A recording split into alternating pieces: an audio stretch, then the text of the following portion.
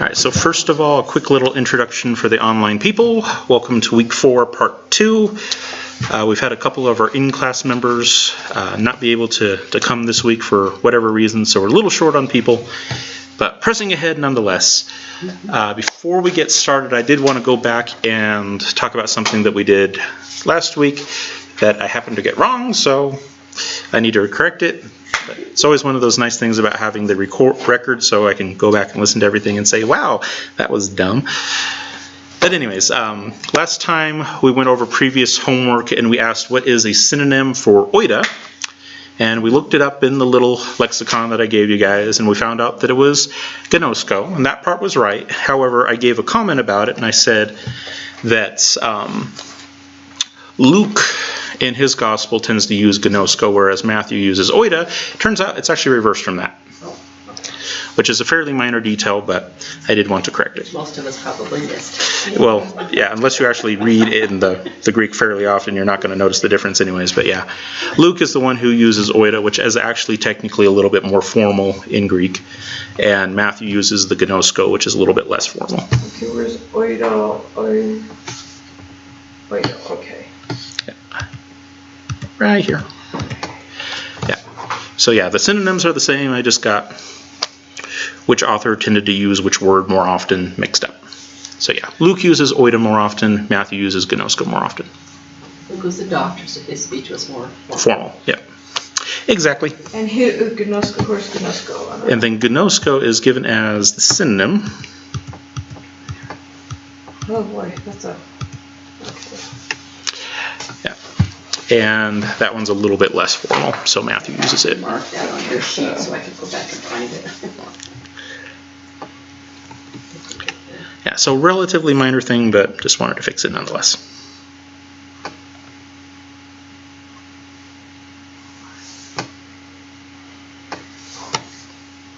Yeah, and actually that is kind of a fun trivia question while we're on the topic. Which author of the New Testament tends to be the most complicated in his writing? Luke, because he was the doctor. Exactly, yep. Yes. Yeah, Luke, Acts, and Hebrews, which a lot of people think that Luke was the scribe on, are very, very complex. You do not want to start translating with those.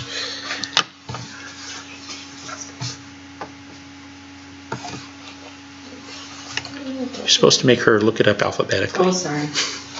I have marked it. Cheater, but it works. So that's... Page 17 on the side here.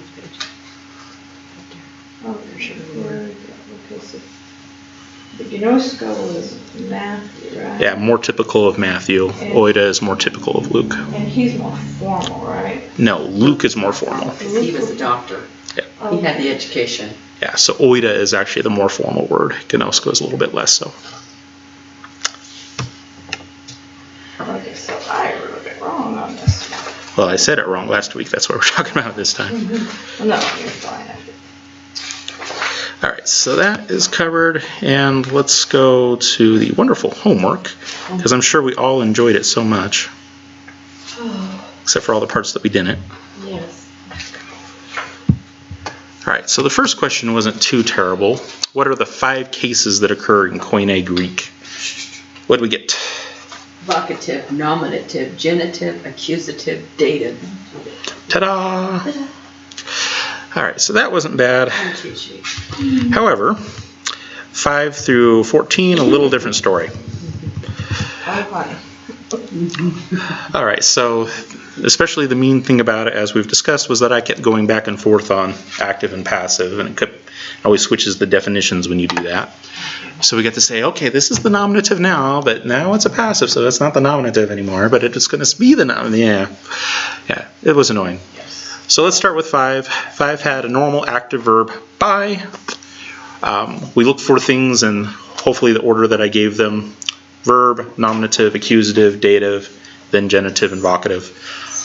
Although I will admit that finding the vocative is usually much easier, and so, yeah, some people go for that sooner. The vocative and then the genitive. I do it first. Yes, I know. Get it out of People just can't go with the pattern. Okay. All right, so our verb was buys, and this is active, so our question is, for nominative, who is doing the buying? Father. Father. So father is in the nominative. Good. And then for the accusative, we say what is being bought.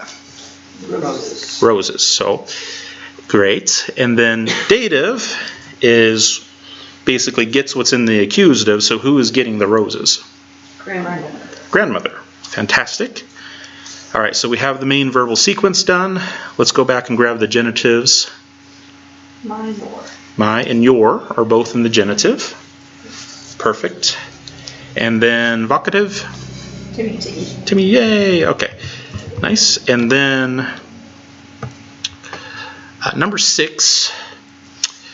Roses are bought by my father for your grandmother, Timmy. This one is passive. Basically the same information, but since it's passive, we have to switch some definitions around. Yes. So for the nominative, this time, we're not going to say who is responsible for the buying. Instead, we're going to say what is being bought. Yes. And what is being bought is the roses. Roses, yeah. Yeah. In English, we would still call it the subject of the sentence. But yeah. In that, it's, yeah. Okay. But yeah. So that is the thing that's the nominative now. Yeah. With the passive verb, the emphasis is on what was done. The roses were bought. That's what was done. So that's where the emphasis is going to be. That's the nominative. Okay. And then, because this is passive, when we go to look at the accusative, it switches with nominative. Nominative is normally, what is responsible. So here, the accusative is going to be what's responsible, or who is responsible. So who was it that did the buying? Father. The father. He was the one responsible. Yes. Yeah. So roses is nominative. Yes. Father is accusative.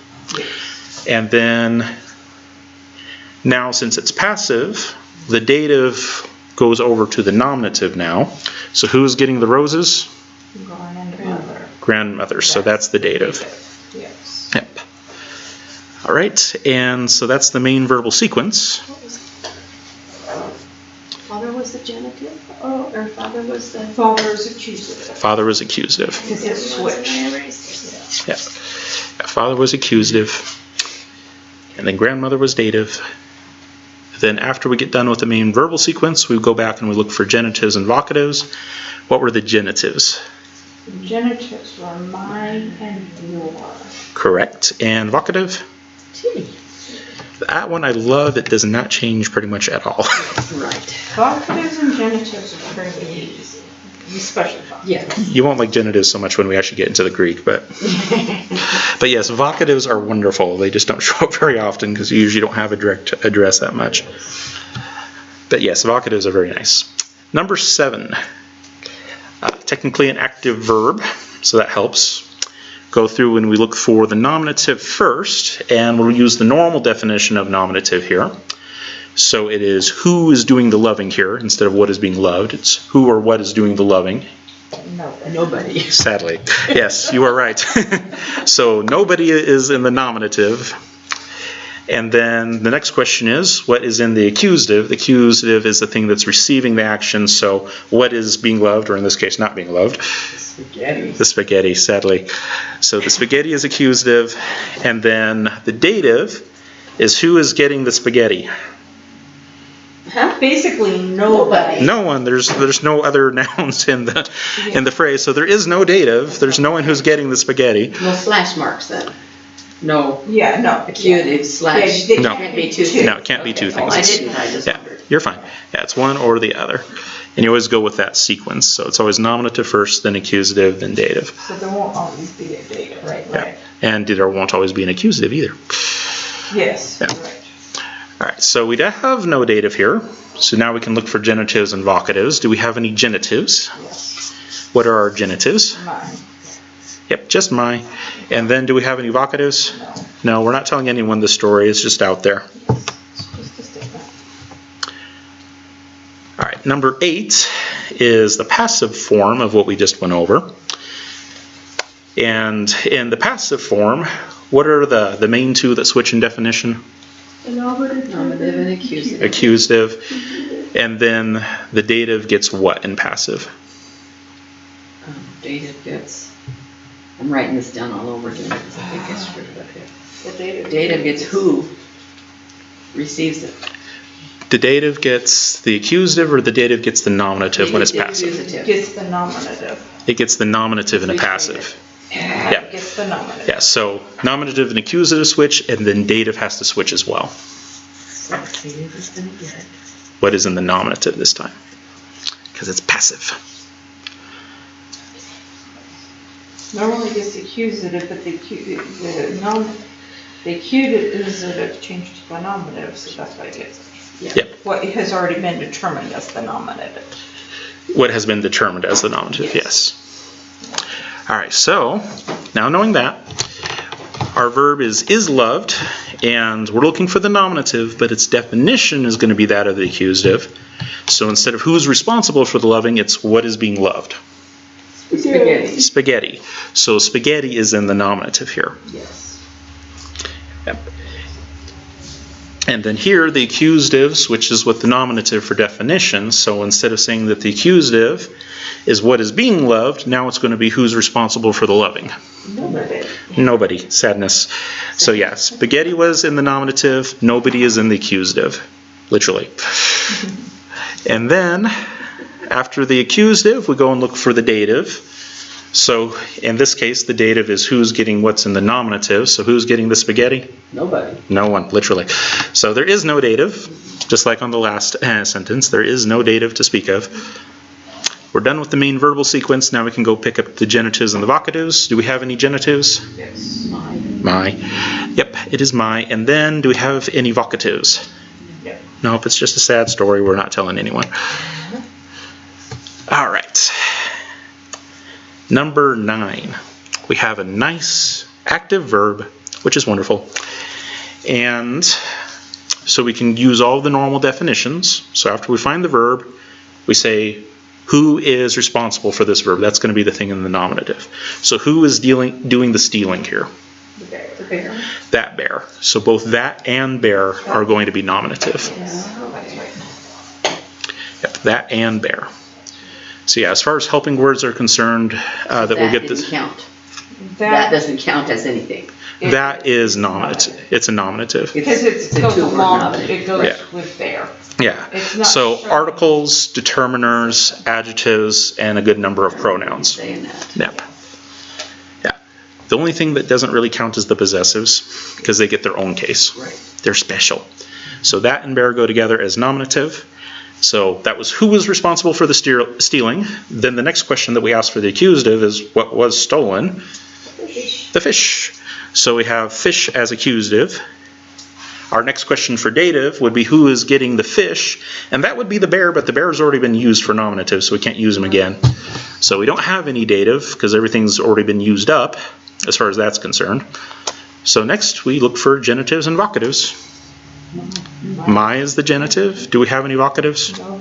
No vocatives. Okay. Sadness, because those are always the easy ones. Yes. All right, and then 10. 10 was either really easy or really hard, depending on the person. Huh? 10 was either really easy or really hard, depending on the person. So it was a passive. So which two automatically switch in definition for passives? Accusative. And then what follows suit? Dative. And dative, yeah. Dative goes with the nominative if it's passive.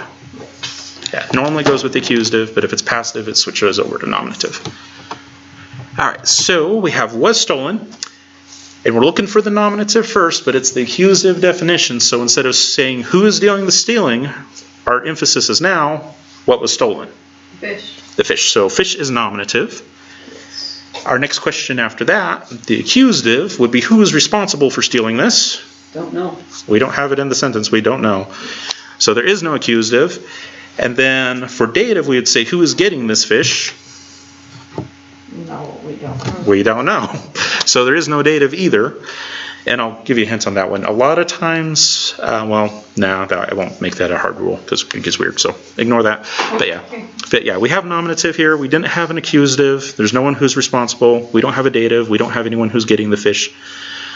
Do we have any genitives? My, yeah. So we have my. Do we have any vocatives? No vocatives. Sadness. All right, number 11. I know, Means vocative. Means I've never or labeled this one wrong too, because I kept forgetting to do the definition swapping. Yes, you have, for the definition, you have to change the term for that. All right, and then this one was kind of mean because I had a passive in number 10 and then in number 11 I also did another passive, so you didn't get to switch out. So it was passive to passive. So we have Mark, the reward was given to the clerk, was given as passive, it's the verb, and we're going to look for the nominative first, but here what is the definition of the nominative going to be, because it switches? Who got it? Accusative. It's going to be the accusative. So instead of saying who is responsible for this giving, it's going to be what was given, which would be what? The reward. The reward. So both the and the reward is going to be nominative here. Yes, so the reward is the nominative. All right, and then the next question that we ask is who is doing the giving? Because that's the accusative, which switches out with the nominative. We don't know. We don't know. We don't know who is doing the giving here at all. And this happens a lot of times with passives, is you won't have a proper accusative. And that's why people speak in the passive a lot of times, because they don't want to say who's responsible. The window was broken. I'm not going to say that was me. I'm just saying the window was broken. I have no idea how that happened. Yeah, people like the passive because they like to get away from responsibility. We're not going to say who is responsible, so we don't have an accusative here. We're letting you know what happened. We're just letting you know. That needs to be fixed sometime. Yeah. All right, so we don't have a proper accusative here, but we still can have a dative because in passive verbs, the dative is connected to the nominative. So who is getting the reward? The clerk. The clerk. Both the and clerk. Yes, so the clerk, yes. Both of those are dative. The and clerk are both dative. All right, and then after we get done with the main verbal sequence, the nominative, the accusative, the dative, then we go back and we look for genitives. Do we have any genitives? None this way. Oh, sadness. And then after we look for genitives, which we have none, we look for datives. We look for datives? No, we don't. You mean genitives? No, we already look for genitives. Oh, you mean vocative? I mean vocatives. Vocatives, yes. Yes. Mark. Yes, Mark is in the vocative, correct. Mark is in the vocative. Absolutely correct. All right, and then number 12 is going to be fairly similar, but it is an active verb, which usually means that you have to have who is responsible in it, which is nice. Okay, so it's an active verb. We look for nominatives first, and what's the definition of a nominative going to be for an active verb? Who's responsible for the action? Who's responsible for the action? Yep. Thomas. Thomas. Thomas is the one who's doing the giving here. Thomas gave. So Thomas is the nominative. And then after we find the nominative, we're going to look for the accusative. What's the definition of accusative here? Who or what receives that action? Okay, so what is it that's given to? Who got the gave? No, not who got the gave. Who or what is being given? The reward. There you go. Yeah, Thomas gave the reward. I didn't look right. Yeah, so the reward is the accusative. Yep. So Thomas gave the reward. We have the nominative, we have the verb, we have the accusative. Now we look for the dative, and the dative gets what? I have clerk. That's two. That's who the gift, who the reward was for. Who's receiving the reward? Whoever, whatever the accusative is going to, that thing's the dative. So who gets the thing that's in the accusative? Who gets the reward? That's the clerk, so that's dative. And the dative here would be the clerk. It'd have both of those words in there. The clerk. Both the and clerk would be dative. The dative gets the accusative. Is that Normally, yes. Yes, normally. Yeah. Okay. Yeah. Yep. So we have the nominative, the accusative, the dative.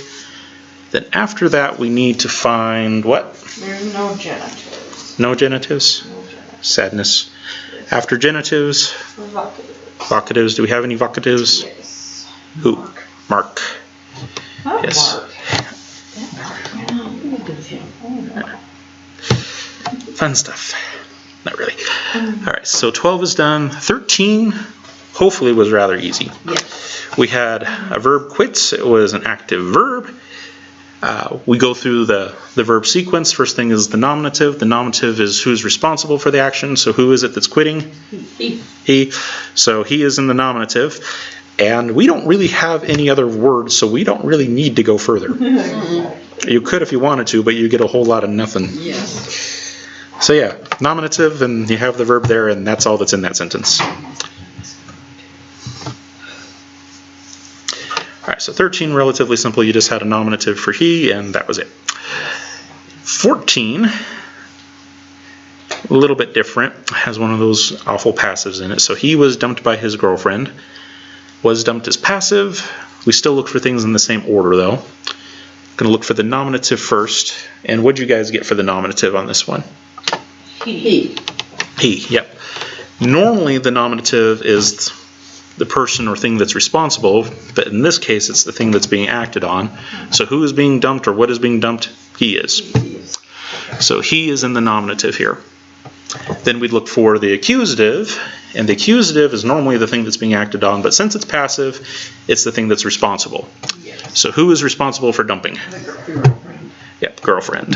So girlfriend is accusative. So we have he, nominative, girlfriend, accusative. And then next we would look for dative. And the dative would get the thing that is in the nominative. Does anyone get he? No, nobody gets he. He No. got dumped. He got dumped. Yeah. So it'd be really weird if this sentence had a dative. Yeah. Yeah, he got dumped. So yeah, there is no dative here. So yeah, no dative. No dative. So we've got nominative, accusative. There was no dative. We're done with the verbal sequence. We ask ourselves about genitives and vocatives now. There is a genitive. What is the genitive? His. Yep, so is possession or derivation. So his is genitive. Do we have any vocatives? No. Nope. Awesome. All right, fantastic. So that is the homework from last time. It only makes people want to kill themselves a little bit. Just a little bit. Just a little bit. Yeah, I just kept forgetting to change definitions. Pretty much. Pretty much. pretty much. Yeah. I'm still dreading verbs because verbs have like 100 different parts to them.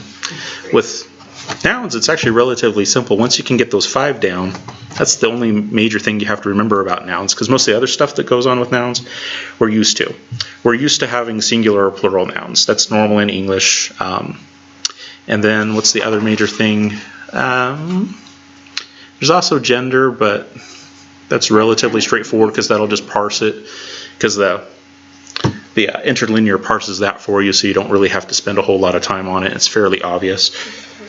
So yeah, if you can get the 5 cases down, then you've pretty much got nouns, all the important parts at least. But verbs, yeah, that's a whole nother ball of wax. Accusative, dative,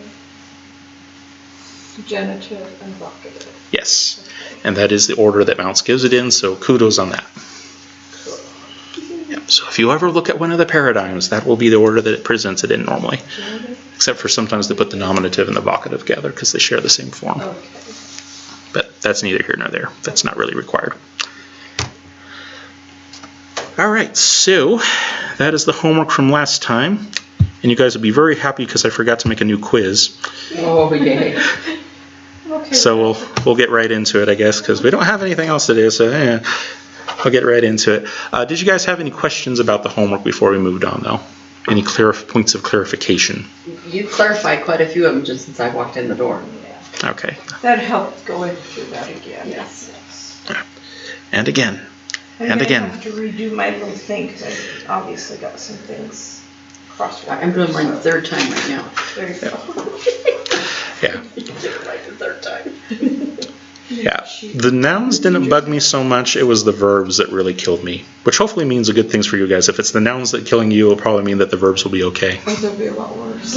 Or a lot worse. Oh, let's have a positive thought. Okay. I'm thinking good thoughts. Well, the nice thing about the way you guys are going to do verbs is you're not going to mess with any of the morphology, so you don't have to remember how it changes if it's an imperative versus an indicative or any of that kind of stuff. So, Okay. yeah, so it won't be as bad. Yeah. And most of what I've memorized in that regard, I've subsequently forgotten because I'm special that way. All right, so this week we're moving on from the cases. We've already talked about all of the cases, like beat it to death. So we're going to talk about some of the special functions of the cases. So last week was basically, this is how this normally works. This week is, this is how it works when it's not normal. Oh, Yeah. And I'm going to try to be fairly brief about this section, and then we're going to go on to things like genitive and number, and we're also going to talk about the article after that.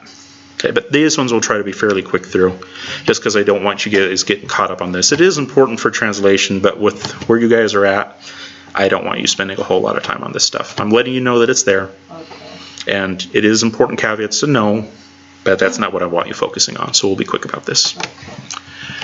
All right, so first thing, if the genitive, dative, or accusative are preceded, that means this is in front of them, preceded by a preposition. So if a preposition is in front of any of these three, then their primary role is to determine what that preposition means. In such a case, they are not tied to the action of the verb. Well, the genitive really isn't tied to the action of the verb anyways.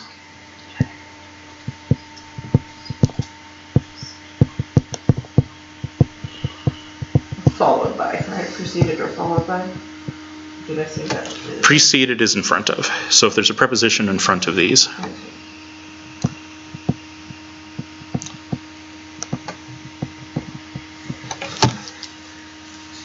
Right, so let's do an example. Let's take kata Yesu versus kata Yesun. So kata Yesu is a preposition with a genitive behind it. So the kata, the preposition, precedes the genitive. And since it's genitive, it's telling us how we need to interpret that preposition. In this case, it would tell us that it basically means the word against. And this would be positionally, so like leaning against Jesus, because that's what Yesu is, it's Jesus. So basically physically against, resting on, beside Jesus, so against Jesus. But if you change it over to accusative, so kata Yesun for accusative, instead of being something that's physically against Jesus, it is according to Jesus. Okay, so it's the same preposition in each case. Still kata, still kata. Okay. What changed is whether or not you had a genitive or an accusative. Okay, So prepositions switch meaning if the case that follows them switches. Okay. So what's the first one? You say Jesus? Yesu. Yesu Yep. is the genitive. Yep. And then what's the other one? The other one is Yesun. Yesun. And that's accusative. So what's the difference between Yesu and Yesun?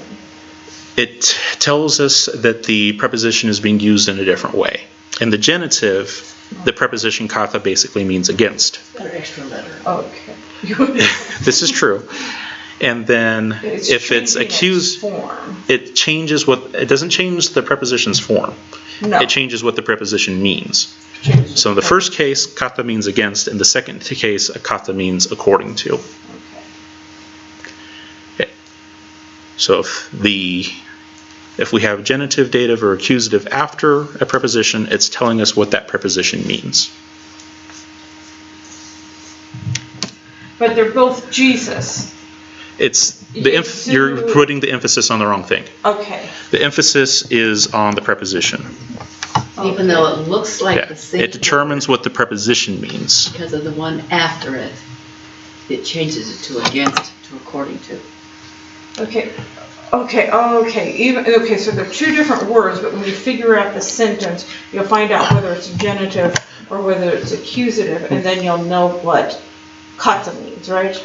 Yes. The case determines the preposition. Okay. See, I was seeing that extra letter on the genitive and the preposition, and the accusative, and I was trying to figure out how that related back to that. Yeah. Okay. Yeah. That's just if it's genitive, what it is. The case determines the preposition. Okay. Yeah. Case determines preposition. Case determines preposition. Mm-hmm. Yeah. Okay. Yeah, so if you want to correctly interpret a preposition in Greek, you have to know what case comes after it. Otherwise, prepositions can mean just about anything. So what tells you is what case follows afterwards. Because against Jesus and according to Jesus are very different statements.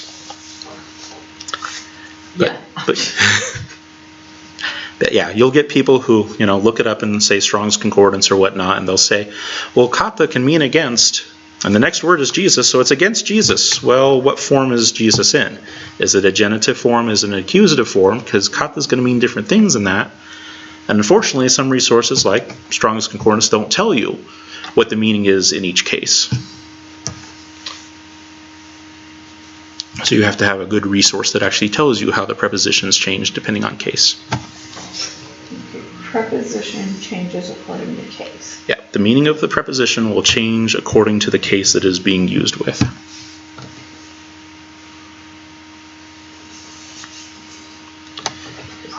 Yeah, so it's not a grab bag. You can't make a preposition mean anything you want to. Greek is actually very specific about that.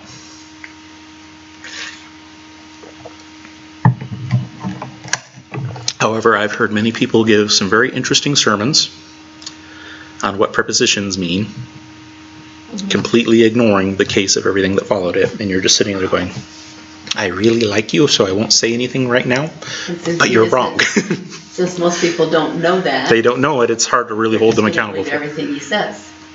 Pretty much, exactly, yeah. Okay, unfortunately. So meaning of preposition changes according to the case. Yep, the case that comes after it. The case the case. Yeah, the case that's in front doesn't matter, but the case that comes after the preposition matters. So kata Yesu against Jesus. Kata Yesun according to Jesus. Okay, so Yesu and Yesun are both two Jesus. Forms of Jesus. Mm-hmm. Okay, different cases for Jesus. That's what I was getting. Yeah, the different forms just tell you what case it's in. Okay. Is it genitive or is it accusative? Is it singular or is it plural? Stuff like that. But it doesn't tell you the preposition unless you actually know the case. Okay. And we'll learn that eventually, right? I'm not going to spend a whole lot of time on that. Okay. I'm not going to spend a lot of time on morphology because in your interlinear, it will give you the symbol for what case it is, right? Break that down. Yeah. Okay. So it'll tell you like N for noun, and then dot A for accusative, S for singular, M for masculine. Yeah. So it'll parse it for you. So you just have to know what goes on from there. So you don't have to memorize the different forms. Is it Yesu or Yesun?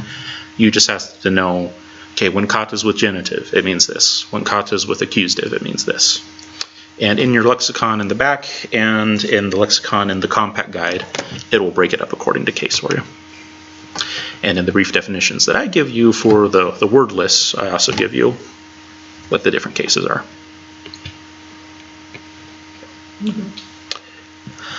All right, genitives. The genitive, if not part of a prepositional phrase, because if it's a part of a prepositional phrase, it's determining the preposition. So if it's not that, it can usually be understood with the keywords of or from. And we've actually already discussed this. A lot of times in Greek, the genitive is kind of out of the normal English order. So to keep the Greek order, you usually have to put in the word of. So for in English, I could say, this is my book, but in Greek, it would be the book of me. The book of me. Okay. Yeah. So say the book of me, the book from me, that would be the Greek form to keep it in the Greek order. Okay. And when you're starting out translation and doing translation, I suggest that you use those words of or from, just to keep everything coincident as much. It's going to sound terrible in English, but it's good translation. Okay. Yeah. It makes sure that you keep everything in its place and you're not forcing things into it that aren't necessarily there. But here's a weird thing, and this actually, I actually strongly disagree with Mounts on this one. But in familial relationships, he takes it and he says that the genitive can mean more than that. It can imply specific familial relations. So it can imply that this one is the son of another, or mother of another, or father of another. I don't like doing that because you're basically assuming what the relationship is there when it actually isn't in the text. Let me show you an example. So, Simon yu amnu. Yu amnu is in the genitive. Because it ends with a V.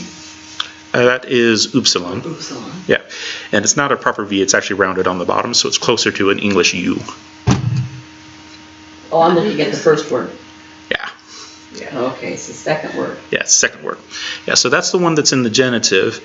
And a normal, and I would consider this to be a good translation, a normal translation of that would just put of in front of the word and then whatever the word means. So Ioannou is John, it's genitive, so of John. So Simon of John. That would be a perfectly fine way of translating as far as I'm concerned. However, what Mounts would suggest that you do is that you try to guess the relationship. How is Simon of John? Is Simon the son of John? Is Simon the father of John? Is Simon the nephew of John? I honestly don't know. And I mean, from the context, you might be able to figure it out. It might be more specific in the context, and you could get it from that. But if this is all the information that you're given is just Simon Ioannou, there is no other information. I don't know if he's the son of, or the nephew of, or the father of. So I don't really like that kind of translation. But this, he comes from John somehow. But this is what Mounts would suggest that you do with it. And frankly, lots of translators do it with it, which annoys me to death, because that actually isn't in the text. You will see it in translation will say, so-and-so, son of so-and-so, or so-and-so, father of so-and-so. That son of and that father of is not in the text. The of is, because it's genitive, and so you have basis for putting. Assuming more or less, huh? Sometimes you can get it from the context. Sometimes that'll be clear. But in other cases, yeah, no. Just assuming. Okay. Yeah, I personally do not like it. Here's another example. Maria, hey, Jacobu. Jacobu is the thing that's in the genitive again. And Maria, well, is Maria. We would also say Mary. Maria, Mary. And then, hey, is the she who was of James. Jacobu is James, what we would translate as James in English. It does not at all look like James. And there's actually some people that would argue that it's actually would be more accurate to translate it as Jacob. But if you start doing that in your English Bibles, everyone's going to get confused. Yeah. Turn to the book of Jacob. What? It's that one that's right after Hebrews. You mean James? Yeah, Jacob. Yeah, yeah. But we did it as James, and that was partially to differentiate from Old Testament people. That's how we did it in English. But if you go into a lot of other languages and you give them the name James, and you listen to their translation, they'll have some form of Jacob that comes out. Yeah. But yes. All right, so what the text literally says is Maria, she who was of James. Well, in most English translations, they'll insert the extra word to try to figure out what the family relationship is. Maria, she who was mother of James. That's not actually in the text. But it could be any other relation. Like I said, it could be sister, it could be niece, it could be, cousin twice removed. We don't know. So it's safer, I would say, to just say she who was of James, because that's what the text actually says. But in most translations, they're not going to leave it at that.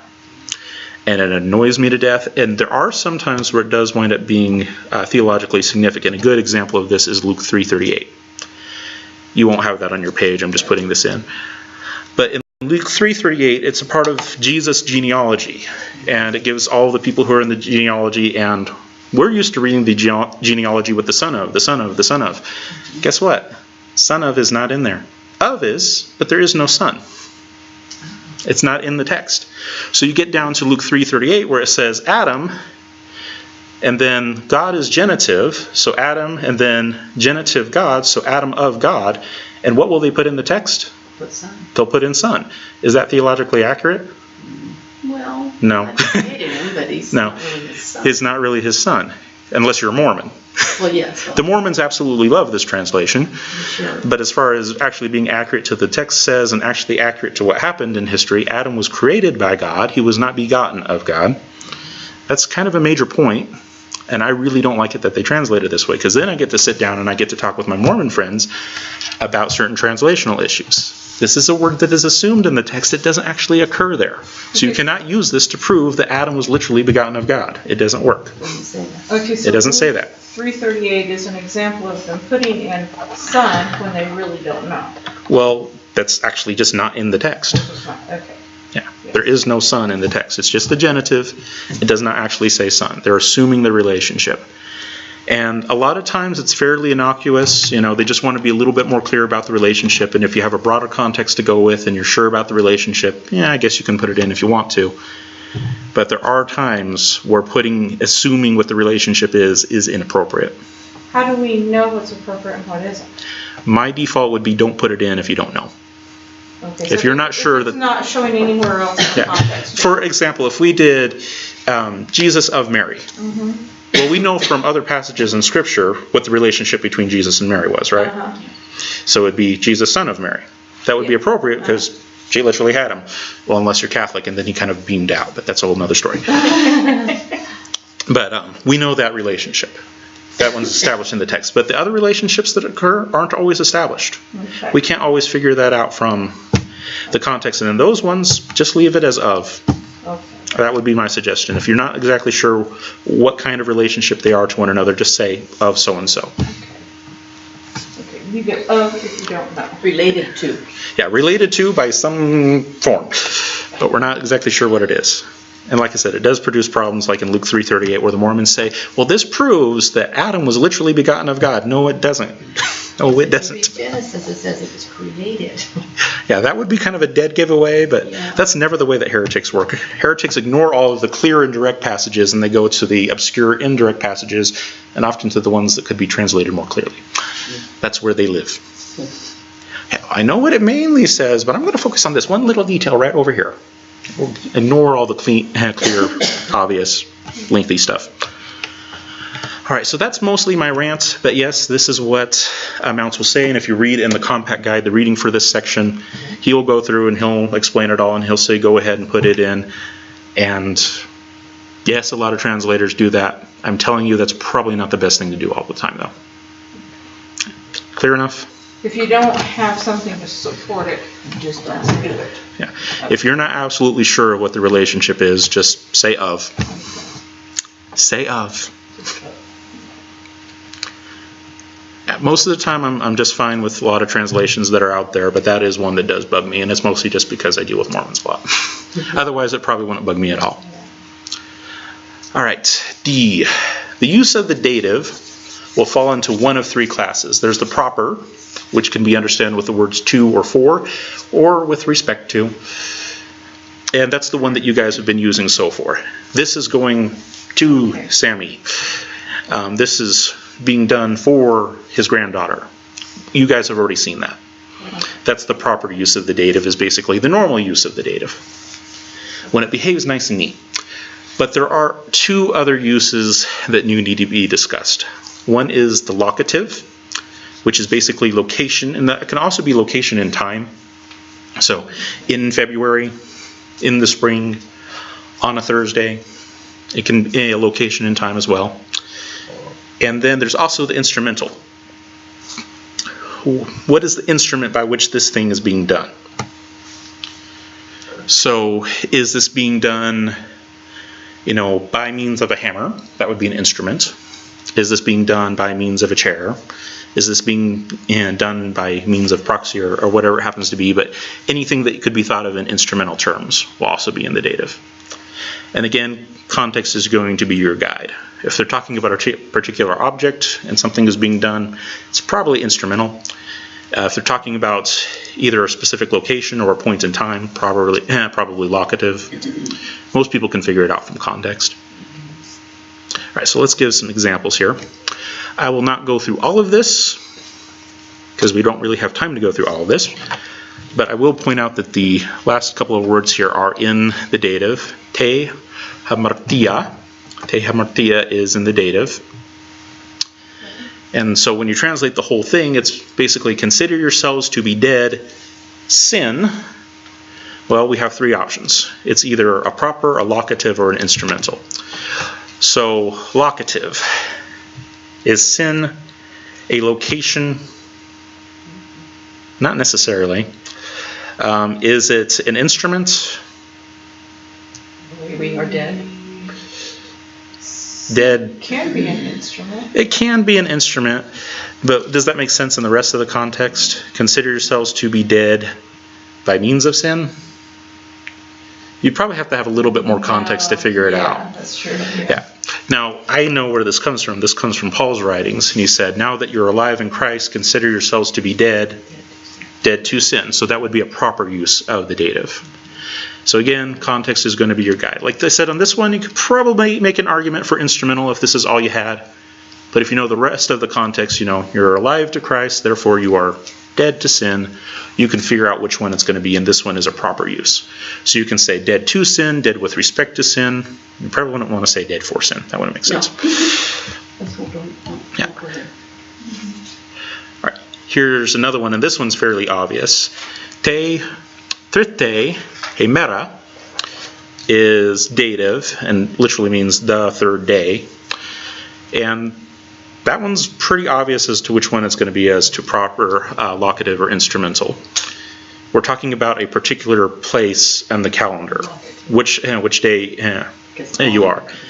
On the third day, yeah. So where you are in time, that's location, that's locative. So yeah, this one was proper. And this one is locative. And by process of elimination, that means that this one must be instrumental, but we'll go ahead and talk about it just a little bit. The word is paresia, and normally it just means openness. So he speaks openness. Well, if you tried to do it as a proper, that would be a little weird. He speaks to openness. He speaks for openness? Yeah, that still doesn't quite make sense. Locative. He speaks in, on, or with openness. That might not be bad. You could probably make a pretty decent argument for it being locative, especially if you didn't have much in the way of external context. Yeah. But this one is actually technically an instrumental. So it's he speaks by way of openness, which would be he speaks openly. Yeah. And that's the thing about the dative. The dative is basically the catch-all of cases. If it doesn't fall into one of the other case categories, it's dative. So you're going to find lots of things that get put in the dative just because it's the catch-all bin. You know, it's like your garage after a few years. You just put everything in there. It doesn't belong in the house proper. It's in the garage. Okay. I just lost me. All that I want you guys to focus on right now is that the dative is a catch-all. That's basically what this is talking about. The dative is what? It's a catch-all. The dative is a catch-all. Yeah. And there's 3 particular ways in which it can be a catch-all, but it's still a catch-all.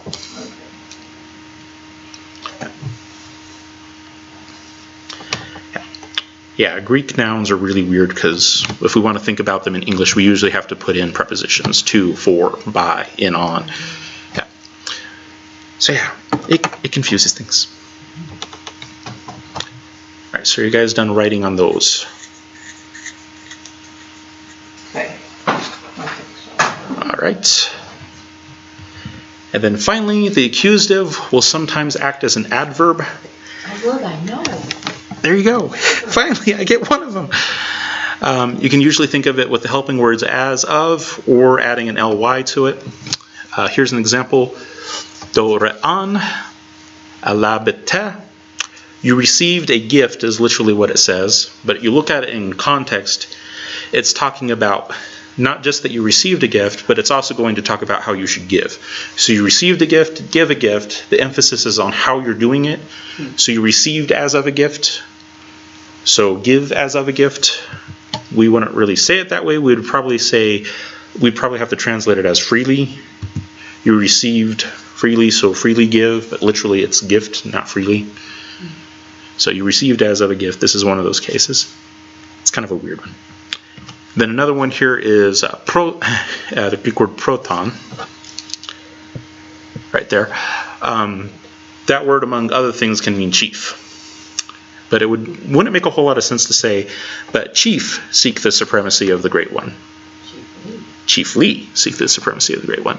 And then a lot of translators will just put it in numerical order. They'll say, but first seek the supremacy of the Great One. You could do that too. But technically it's coming from chief, being used as an adverb for so chiefly. And then we make the sense in English, hey, we should probably do this as a number first. Yeah, so there's some of them that are rather indirect. All right, I think that's all that we got on E there. All right. And then we get to talk about number and gender. So we've already gone over cases. That's the hard one. First lesson was, what if the cases are? What we just did was all the add-ons to what the cases can be. So we're done with cases now. Now we can talk about the easy ones, number and gender. Yep. In the case of nouns, number refers to how many instances of that noun are present, which you guys already know because you deal with it every day. So as an example in English, cat, singular, tells us that there is one cat. Well, cats, plural, tells us that there is more than one cat. So cat is you have a problem, cats you have multiple problems. Yeah, I have multiple problems. Yes. Yes. Whoops. All right. And now we're going to do a little bit of translation work. The Greek phrase here is pater haimon. This is a forward apostrophe, so it does need to have the rough breathing mark, the rough breathing sound there, the ha. And then we have another rough breathing mark, so ha. And then we have en tois uranois. So pater haimon ha en tois uranois. Easy for you to say. Exactly. Yeah, when I was first learning Greek, what I do is I take some of my favorite verses and copy them down somewhere and just go over them again and again and again and again until I could say them. So, our Father who art in heaven. No, not even close, unfortunately. But that's how we actually normally do translate it. You're used to that. It's King James. Yeah, it's not actually what it is, but we'll get into the specifics. Pater. Unfortunately, a lot of times it gets translated as father, and it can mean that, but in the context of God, it actually never means that, but we translate it that way anyways, because we use an old usage of the word father, which is another thing that really confuses Mormons. The Bible talks about God as our father all over the place, but that's not actually what it means. I have very interesting conversations with my Mormon friends. Yeah, pater, in the context of God, actually refers to sovereign, his creatorship. So, for example, going way back to the beginning, going back to, what is that? Genesis 45:8, I believe it is. Joseph has already been in Egypt for a while, and he's finally gotten to the position of second in command. And his family is invited down. He's basically describing his situation to them.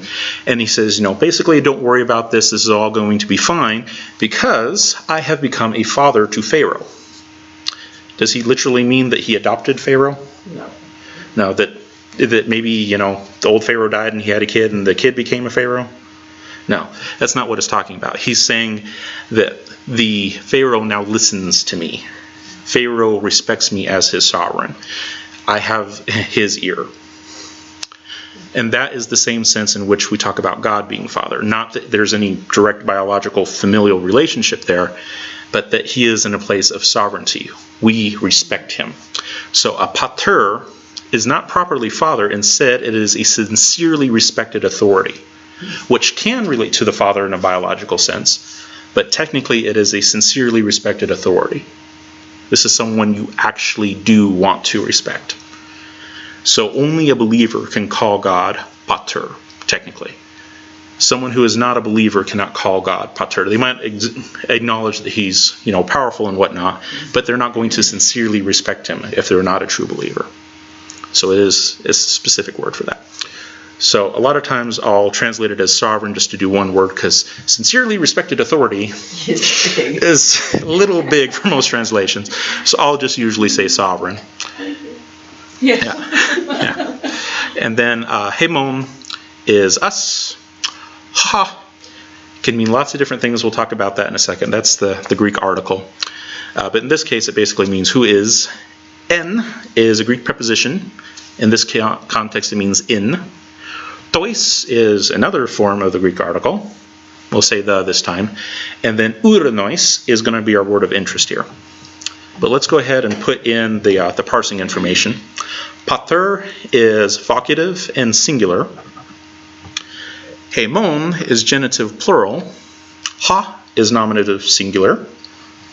En is a preposition, so it doesn't get a case. Tois is dative plural. And uranois is dative plural. And the datives here are telling us that the preposition means in. And this is something that we talked about. Whenever you have a dative, accusative, or a genitive after a preposition, it's there to tell you how to interpret that preposition. So I know that N means in here because it's followed by a dative.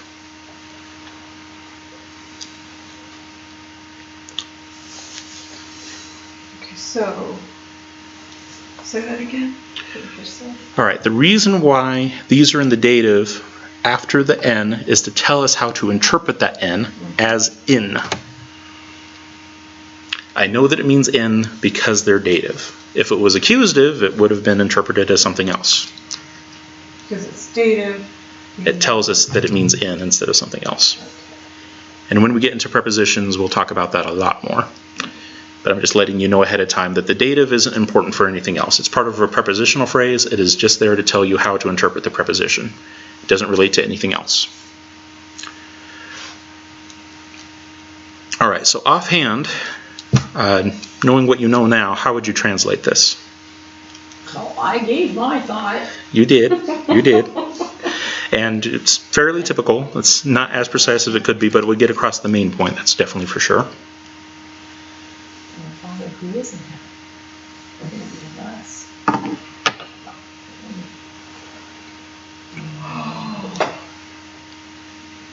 Sovereign.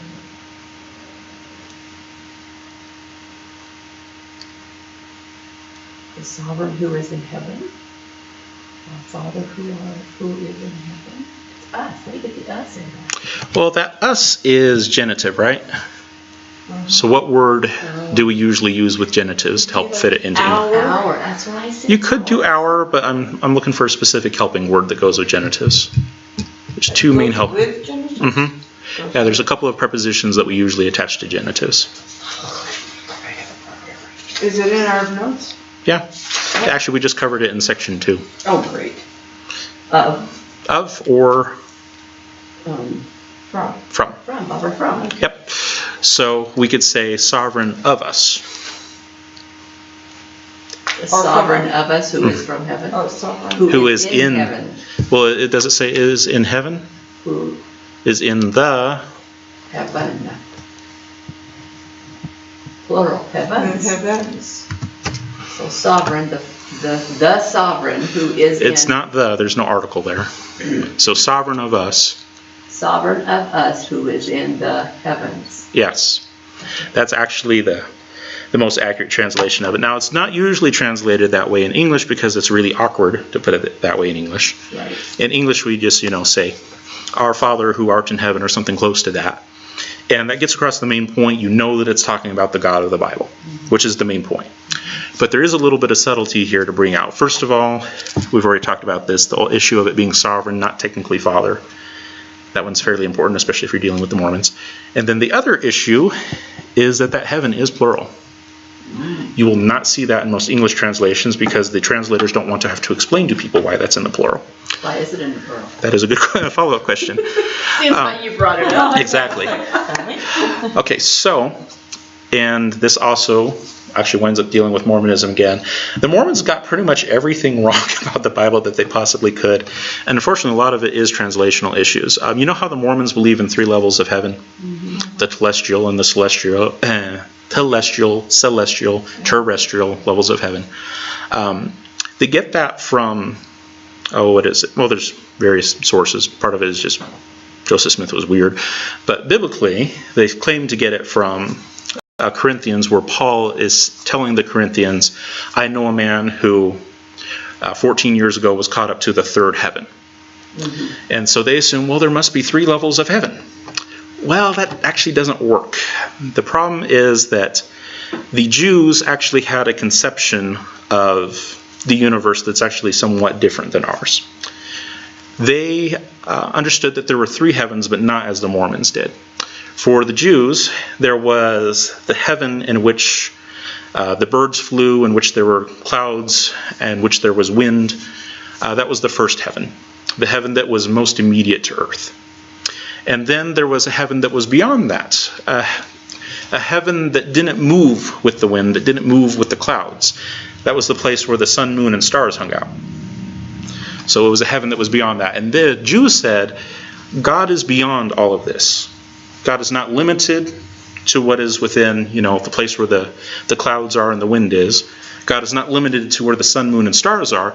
God is beyond all of that. And so there is a third heaven that is uniquely the residence of God. God is beyond everything.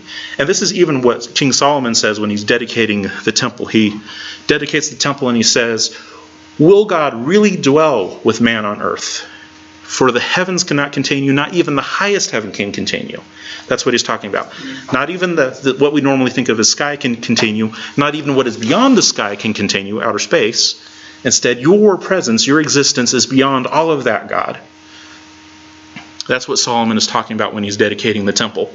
And that's what's being talked about here. He is the God who is in the heavens, the God who is omnipresent, the God who is everywhere.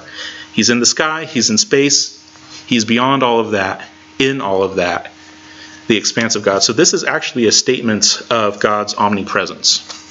He is the everywhere God, the God who is in all of the heavens. Every state of beyondness that you can think of, God is there.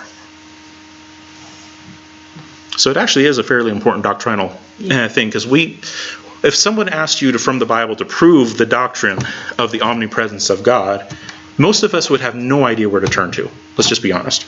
If someone said, okay, prove that God is omnipresent from the Bible, you're going to sit there stammering and stuttering going, I don't think I've ever thought about that before.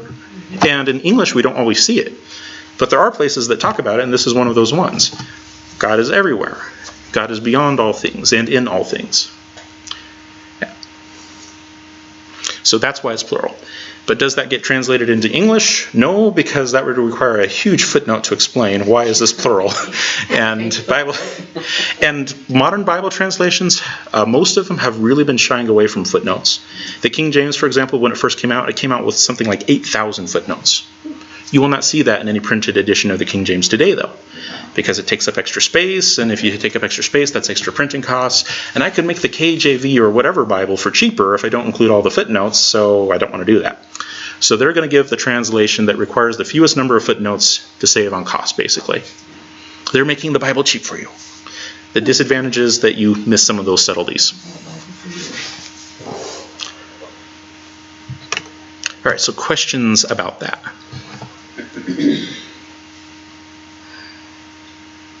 You got a very interesting history lesson, I know. Yeah, no, the history That was very great. interesting. It was Still as trying good to as the figure out one your why. dad gave this morning about the Jewish wedding. You're still puzzling with that. I'm not trying to get too deep in it. In this, I can see you're puzzling. Yeah, I know. I'm still trying to. Yeah, I'll just have to read over it again and stuff. So, but yeah, okay. Is there a particular hang-up that you got on it? Oh, we just have to go back to square one. So let's not. Okay. My main point was recognizing that the heaven there is actually in the plural. And so if you wanted to translate it How would across, you know would it's say, in the plural? Yes. well, it tells you. That letter on the end is a capital S. Oh, we will already have that at some point. Well, you guys have the parsing codes, right? Uh-huh. And one of those parsing codes will tell you if it's singular or if it's plural. S or P. Okay, there we go. Yeah. Okay, so we'll have that. So how will we know the end? How? Where's your alphabet? On the end of one of them. Okay, so we'll have, like, say, the Greek. Mm-hmm. And So you'll then have the it'll- Greek. And then we'll, You'll have all of the Lexing number codes, uh-huh. and then you'll have the parsing codes. And the parsing codes will have in it whether it's singular or it's plural. Okay, so we'll have the Greek, Mhm. the Lexing, then the parsing, Mm-hmm. and then that will help us in the translating. Exactly. There we go. Yeah. That's what I was missing. So tell me what that stigma at the end of the word denoted if it was written like that? Sigma by itself doesn't necessarily denote anything because the changes actually depend more so on the verbs, not the verbs, but sorry, the, what is the word, vowels. The vowels in conjunction with the consonants. So the fact that this ends with a sigma doesn't necessarily mean anything. But it's just, it's shape different, that's what I'm saying. Yes, it is a final sigma. So it's the last letter of the word. Right, I've got it right here on my Yeah. paper. I thought that meant something other than just. No, it just means that it's the last letter of the End word. of the word, they make it look like that. Yeah, Yes, if that's it's in it. the middle or Gotcha. at the start, it's kind of That's that the other O with the wing on it. Yeah, if it's in the middle, Okay. it's the weird O with the line out. If it's at the end of a word, Okay. then it looks a I was little bit more thinking like it an means S. something else. No, Yeah. you're fine. No, it's just how they write it depending Yeah. on where it is in the word. Yeah. All right, let's move on from there now that we've fried our brains. Yes, I'm better now though, okay. All right, let's talk about the genders. There are 3 grammatical genders in Koine Greek, and it's very important to understand these are grammatical genders. They do not necessarily relate to biological gender. They are first and foremost grammatical. And they are the masculine, the feminine, and the neuter. Masculine, feminine, and neuter. And this is something that you find in most languages. A good many languages will have some kind of gender denotation in them. And technically English does too, but we usually just restrict it down to pronouns. In Greek, you can do articles, you can do nouns, you can do adjectives. Pretty much anything that could be part of a substantive will have gender. And also verbs can have gender as well. And the reason why they do that is that gender is a way of keeping track of what goes together. So if things have the same gender, that usually means that they go together in some way, shape, or form. We'll be a little bit more specific here. In the case of biological entities, grammatical gender does match biological gender, but that's only if it's a biological entity. So people, for example, are a biological entity. Birds are a biological entity. Dogs are a biological entity. And they all have a gender, and the Greek gender will match their actual biological gender, despite what the people in California say. Okay, so in the case of biological entities, people, birds, dogs. Because in the definitions here, that's all it mentions about those, is that they deal with gender, male, female. Yeah, which is not always the case. Because, for example, rocks in Greek are usually feminine, but rocks don't have a biological gender, but grammatically they're feminine. Really? Yeah. Because I don't do anything. Well, actually, I'm trying to think. Is that... Say what? What did you say? Nothing, you don't want to hear that. Okay. I'm trying to remember if it's masculine or feminine. It's been a while since I looked it up. It should be in here somewhere. And yeah, I probably don't want to know what you're talking about. You don't want to know it. No, it wasn't nasty or anything. It's funny. And some people are getting themselves in trouble. Okay. Yeah, in Greek, rocks are normally feminine, but that doesn't really mean anything. And then, in a case of a biological entity, neuter would be asexual, so like bacteria, for example, don't have gender. Things like that would be neuter.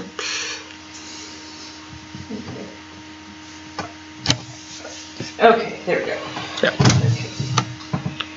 Today's terminologies do not make sense, and sometimes you hear that so much, and then you're like confused. So it's like, back up. Yeah. This was before all the modern confusion. Right. In the case of non-biological entities, gender is a purely grammatical construct. It has no bearing on the item itself because the item doesn't have a physical gender to speak of. You can talk about the chair and you can give it a label as being masculine or feminine or neuter, but it's not going to change the chair in any way, and it doesn't actually matter. The chair is not going to breed with another chair. So why does it need to be masculine or feminine if it doesn't matter? Well, it doesn't matter in the terms of biology, but it matters in terms of pairing things up in a sentence. Oh, okay. So if I want to find an adjective to describe the chair, I'm going to choose an adjective that has the same gender as that. So if I say that chair is feminine, all of my adjectives that I would use to describe it are going to be feminine as well. Which actually allows me to put the adjective in various different places in my sentence, and I still know that it's describing the chair because it goes with that gender. And why is that important? So that you can emphasize things. Oh. Greek does its emphasis with order of words, whereas we usually do it more so with intonation. Okay. If we want to emphasize something, we just kind of stay there for a little while longer, In Greek, though, they'll switch things in the order of the sentence, but you still know what goes with what because they'll have the same gender. Oh, okay.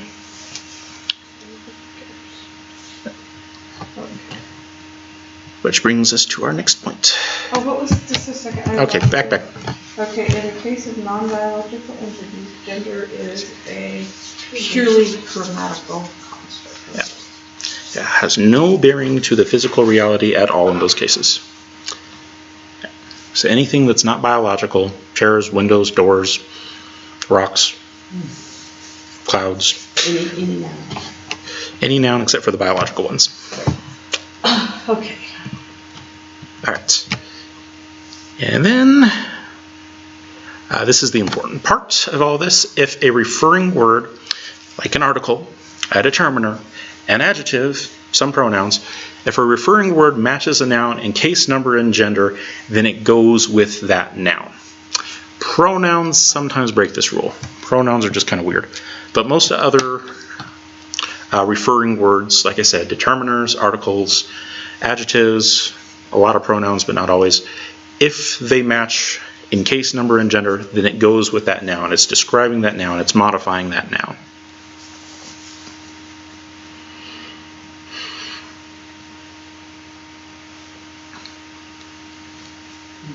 Okay, and a referring word is what?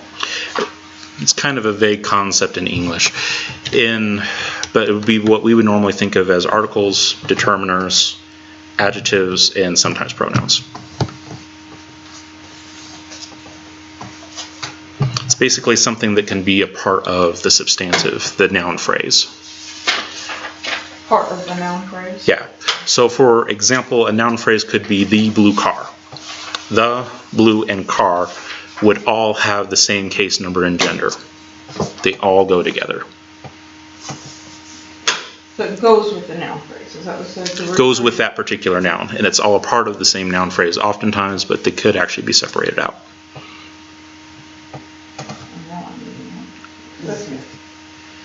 Case, number, gender goes with that noun. That's the main point.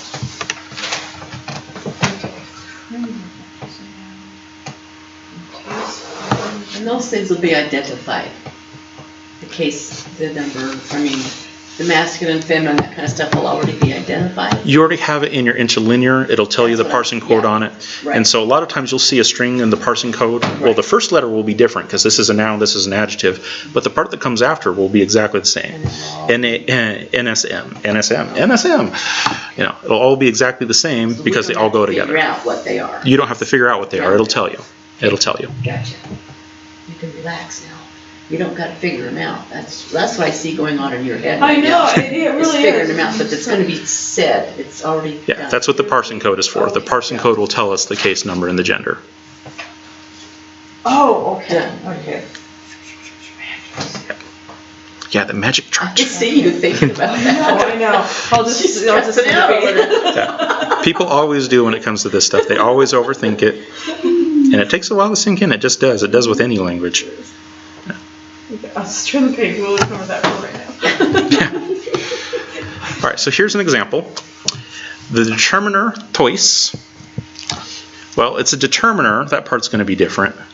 But you notice what follows, DPM. It goes with the noun uranois, which in its parsing code is, well, noun, that part's different. But what follows is exactly the same, DPN. D is dative, P is plural, M is masculine. So dative, plural, masculine, case, number, gender, they match, they go together.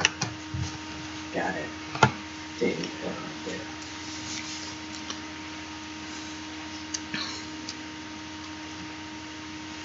Okay, so the first letter can be different, but if what follows afterwards, when you're talking about a noun sequence, if those are all the same, they go together. They're related to the same thing.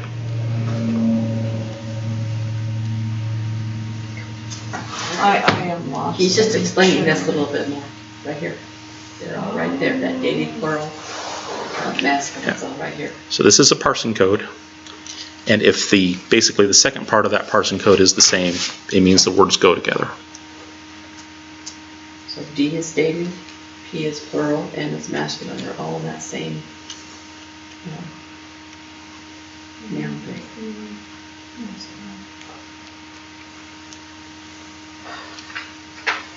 Okay, sure. Don't stress out about it. Yeah. Okay, as you get used to doing examples, you'll figure out what goes together and you'll see a pattern eventually. Okay, so if you don't get it now, don't stress about it. Okay, you will have many opportunities to see this again and again. Just like we'll have many opportunities to see Greek letters again and again, which was technically chapter 2, but it's going to keep coming up.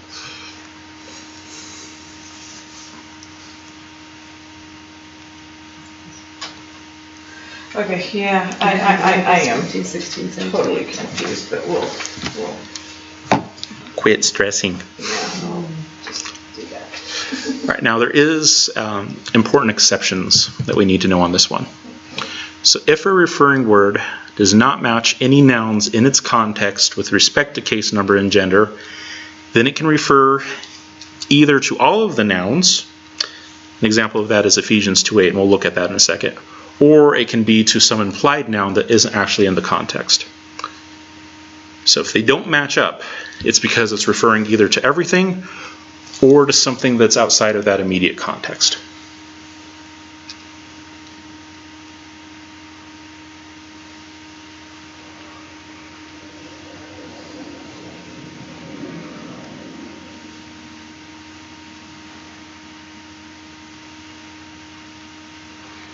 And yes, online people, there's plenty of steam this time too.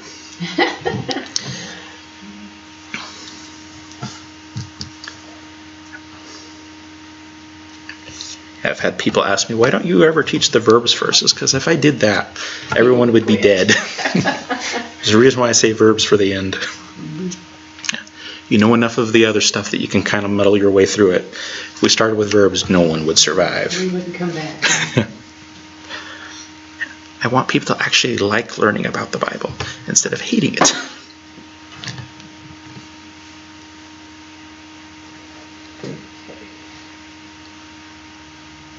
All right, so let's take a look at the examples now. So we have Ephesians 2:8 and Matthew 1:6. No, I don't need to keep any of those. Go away. All right, Ephesians 2:8 we have here. All right, so let's go over it in English because that's how most of us are going to be used to it. So, for by grace you have been saved through faith, and that not of yourselves, it is the gift of God. So, our question is going to be, which of these nouns and adjectives and all those kinds of things, and pronouns, which of these go together? So we have grace as one of those. You have been saved is technically a verb, but even verbs can get gender in Greek. And then faith is another one of those nouns. And so the question is in the second part where it says, that not of yourselves, it is the gift of God. What is the that referring to? Is the that talking about the grace? Is it talking about the you have been saved part, or is it talking about the faith? Or is it none of the above? I think it's talking about the grace. I was thinking it was Grace talking is the about gift of God. I was thinking it was about saved. All right, so let's go ahead and look at these in terms of their genders. Chariti is feminine. You guys see that there? Okay, so it's feminine. And then the salvation, it is masculine. And then the faith, it is feminine. So we have feminine or masculine, right? So now when we go to the that, which is the tuta, is it either feminine or masculine? Yes. It's either one. Oh, It's no. neuter. It's neuter. It's not either one. Well, it said he or she. I think No, you don't look at they that. read. Yeah, the This neuter is over at the she, end there. Pronoun is. Don't look at that stuff. Just the parsing. Okay. Yeah, pronoun, demonstrative. Come back here. You silly thing. It's neuter. Yes. So it's not a feminine or a masculine. Yeah. So it's actually not referring to any of those particularly. Okay, that is not referring to. It's not referring specifically to the grace. It's not referring specifically to the salvation. It's not referring specifically to the faith. Okay. Instead, this is a case where it's referring to everything. Everything is the gift. So the neuter can be It's not that it's neuter, it's that it's different. different. If the Okay, referring neuter word just if the referring word has a different gender, then it can refer to everything that came previously. Okay. Okay. So the options were either feminine or masculine. It picked not that. And since it's not that, it's referring to everything. Okay. And how do you know that it's everything versus nothing? Well, if it was nothing, that wouldn't make a whole lot of sense. That not of yourselves, nothing of Okay. It's either to all nouns or to something that's nouns. outside. Got it now. Okay. Yeah. In this case, it's all of the Referring to previous all of things. them. So, Yeah. So the salvation, salvation, faith, it's all not of yourselves. It's all the gift of God. Gift of God. Yeah. Okay. Yeah. So Everything grace included. And the saving and the faith is not from yourselves, it is a gift from God. Okay. Yeah. Everything. There you go. Yeah. The whole. The And whole. it refers to the that, which refers to the grace, the salvation, and the faith. Yes. Okay. Yeah, I think if I remember right, it's the ta here. Yeah, and it's neuter as well. So it's the same thing as the that. That's what I kind of Yeah. picked up there with that. Yeah. Yeah. Okay. So yeah, it's technically referring to everything that's there. Okay. And in English, you can't really tell which one it's specifically referring to. It's hard to get that across. But in the Greek, it's actually really clear. I'm not going to use any of the genders that I had previously to let you know this is referring to everything. And- Greek is actually very precise that way. Yeah, and actually, now that I'm thinking about it, I read it and go, for grace you've been saved through faith, so there's three things, and that, what was before, The whole thing. that was before it is not of yourselves, it is a gift. Yes. Okay, there we go. Yeah, the whole thing is the gift. It's not Interesting. multiple choice. It's not multiple choice in this one. No, that is not what... All of them or one of them? Yeah, Paul was specific in what he wrote. I might have worded that wrong, but yeah, anyways. Now let's check out Matthew 1:6. Matthew 1:6 is actually one of my favorite ones. One of my first translation tasks that I did when I was learning Greek is I went through the Gospel of Matthew. I didn't get through all of it because that's a lot of material, but I started in Matthew 1 and I was translating through that. And the way that Matthew does things is just really interesting. It's definitely one of the more complex ones, but there's some interesting things that go on there. Because those are usually the points of conflict with heretical groups, so that's where I go. All right, so in English, Jesse was the father of David, the king. David was father of Solomon by Bathsheba, who had been the wife of Uriah. All right, so let's look at our genders here. So when it describes Jesse, what's the gender? Well, it's masculine. Masculine. Okay, that one we're not worried about. David. Is masculine. Okay. King. Masculine. David. Masculine. Okay. Solomon. Masculine. And Uriah. Masculine. Okay, that would all make sense. It's all guys' names, so that so it should match. Except for Bathsheba. Okay, so interestingly, here in Greek, there is no Bathsheba. Whoa. What'd they do with her? Well, there is this word here, tes. Here's this word tes, and what gender is it? Feminine. Oh, so that was one of those things where they put in a... We don't have any noun that refers to it. Bathsheba as a noun actually isn't in the sentence. But there is a referring word that's feminine to tell us that there is a feminine that's a part of this sequence. Wife. It's not for wife. This is actually another form of the article, tes. So if we wanted to translate this literally, it'd be... I hate this program. Sometimes it does its own thing. Actually, I do like it, but I hate it. But anyways... yeah, it just switched on me. Okay, so Tan Salamona, Salamona, that'd be Solomon. So,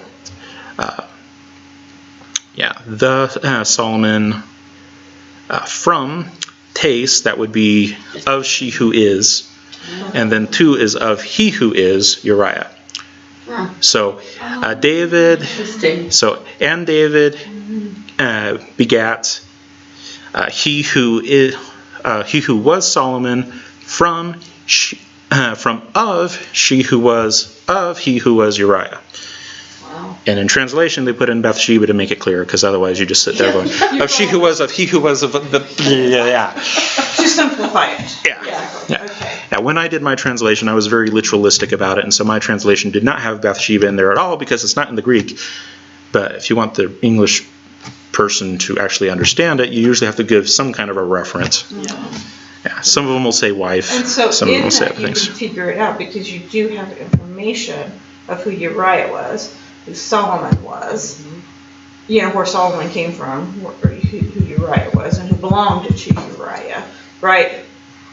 Yeah. Yes. Yeah, we have other information in the Bible to say who was it that belonged to Uriah that Solomon was born of. Because you can go to the Old Testament and read that, and we can figure out that it was Bathsheba. Yes. That's another case where the genitive is sometimes, in English translation, they'll put in words that aren't actually there.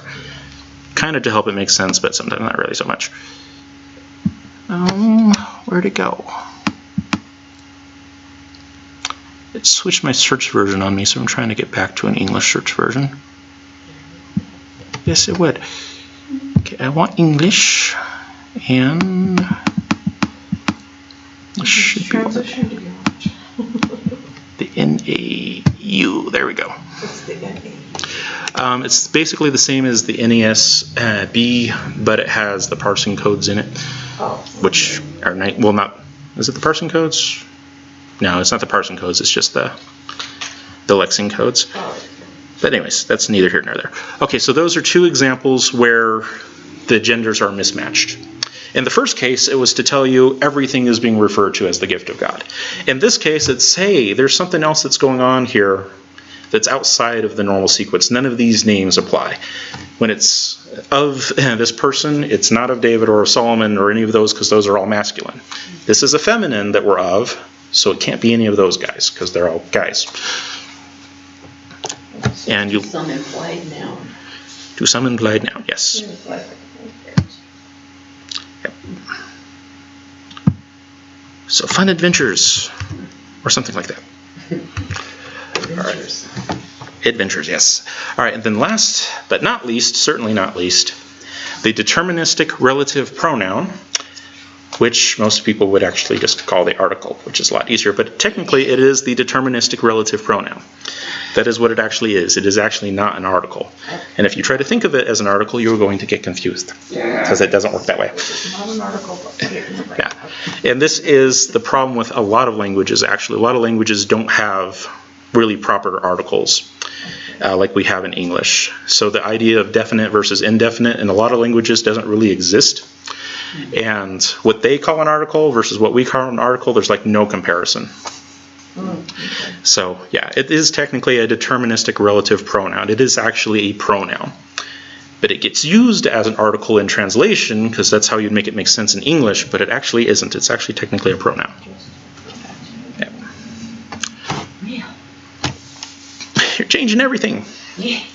All right, so the Greek deterministic relative pronoun, which we will abbreviate as DRP because I don't want to have to write that every single time, is also known as the Greek article or the Greek definite article or the Greek determiner. And in Mouse's work, you will see pretty much every single one of those. Because in his interlinear, he calls it the determiner. It's the little d and then the dot, so and so on. Mm-hmm. He will sometimes refer to it as the definite article, but Greek doesn't have an indefinite article, so that's kind of a pointless way of saying that. If it does show up in is appropriate to use as an article, yeah, it's going to be definite. But there is no indefinite to compare it to, so that's kind of weird. And then it gets called the article, but like I said, it isn't really an article, it's actually a pronoun. So yeah, it's one of those words that's really hard to describe. By the way, the lexing code for that one I think is 3836. If you look it up in the interlinear, it's the one that gives you the weird definition of it, you know. For the interlinear? Yeah, for the interlinear, if you look up the parsing code, it'll be 3836. And yeah, it kind of gives you a non-definition, and that's because it's a really weird word. And there just really isn't an English equivalent to this word. But it shows up all the time. In fact, it is the most frequently occurring word in the Greek New Testament. It comprises about 14% of the text, and with any word that you have that shows up that often, it's going to be used in a wide variety of ways. It's almost as bad as some pronouns in terms of the number of ways that it can be used and the number of things that it can tell you. It's just out there. Yes. Okay, so the deterministic relative pronoun, it can be any kind of pronoun? Or Not any kind of pronoun. It's a relative pronoun. Okay. And it's a relative pronoun that is generally deterministic. Is it something specific, or it's... There is really no equivalent in English. Oh. It's going to change depending on its context. Okay. You know, it's hard to nail it down. In fact, it is so hard that Daniel Wallace, in his Greek Grammar Beyond the Basics, and I think I actually brought that this time.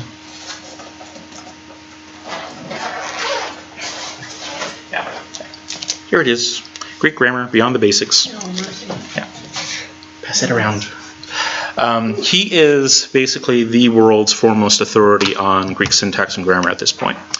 After you get done studying Mounts, which is year 1 Greek, you go on to study Wallace, which is year 2 Greek, and he gets into all of the details about how everything works.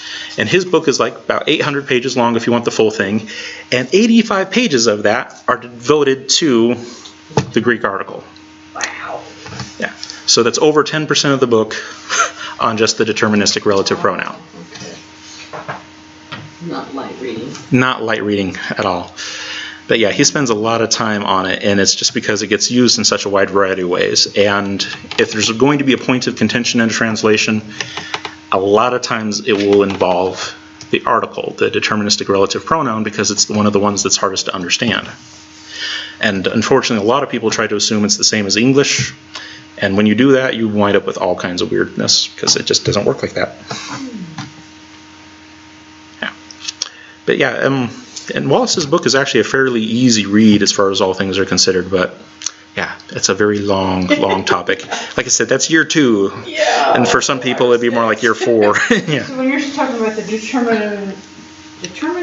Mystic. yes, relative pronoun, it's a type of pronoun. It is a specific type of pronoun. Okay, It has a limited range of use. It's not unlimited. Okay. But understanding that limitation and what it does and does not mean is very difficult for most people, just because it's so different from anything that we have in English. Okay. And we will learn what that is. at some No. point. We will never. You will never fully learn the deterministic relative pronoun. Okay, even Dr. Daniel Wallace has admitted that there are certain places where he's not sure how that it works, just because there are some subtleties that are very hard to match up. When he went for his master's, I believe he did all of the places in the New Testament where the deterministic relative pronoun appears, and he did his master's on that. Then when he went through and did his doctorate, he did all of the places where it doesn't show up. And he says he learned a lot. I'd imagine he would. But he still does not know what the exact rule is, for example, that how the deterministic relative pronoun works out with names. So That one's actually still up in the air. how do you know that it's a deterministic relative pronoun if you don't have a definition for it? Well, one, in the parsing codes, it will tell you that this is the determiner. But I'm saying that as far as translating it, it's very hard to translate it. We know what it is. Okay, I see. You know, we can list all the places that this is all the different forms that it takes. It's an accurate translation because it's such a. It's just such a different thing. Yeah. Okay. And a lot of people, unfortunately, make the mistake. Just put this name to it to give it a title, more or less. Yeah, this limits it down a little bit to what it does, but it's difficult. Okay. Yeah, there's nothing easy about it. But that said, let's get into it. Given that the Greek DRP is used in so many ways, we will not be able to cover it exhaustively, but we will cover a couple of important caveats or warnings. And if you don't want to spell out caveat, that's just fine. You can put in warnings. It means the same thing. Okay. And that's more so where I'm interested in right now. You know, you might not understand how all this thing works perfectly, but at least if you can manage to stay away from the major problems, I'll be happy. If you can manage to avoid the mistakes that a lot of people make. All right. Caveat or warning number 1. If the DRP is absent, it does not make the noun indefinite. So, for example, here's a fairly famous phrase from the Bible. No one has seen God at any time. This is in the prologue to the Gospel of John. It says, you know, no one has seen God at any time. The only begotten God has, or the only begotten Son has made him known. Fairly famous phrase from the prologue of John. That place where it says no one has seen God, that God doesn't have a DRP in front of it. So it would be, but at the same time, no translator is going to come out and say, well, since the DRP is absent, it must be indefinite. It must be a God. No one has seen a God at any time. No one is going to translate it that way because that would be wrong.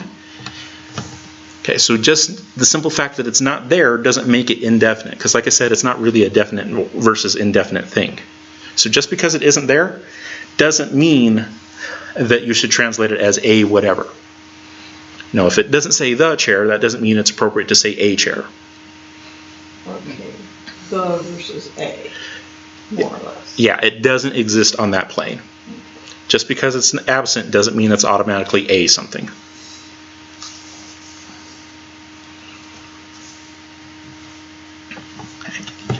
Okay. The DRP is not about definite versus indefinite. Just because it's not there doesn't mean you get to translate it as a God. And this is the same problem that the Jehovah's Witnesses have with John 1:1. They will say that in the beginning was the Word, and the Word was with God, and the Word was a God.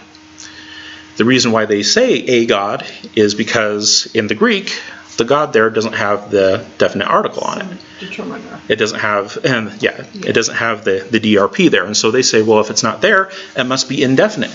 So a God. That's not how the DRP works. It's not how that works at all.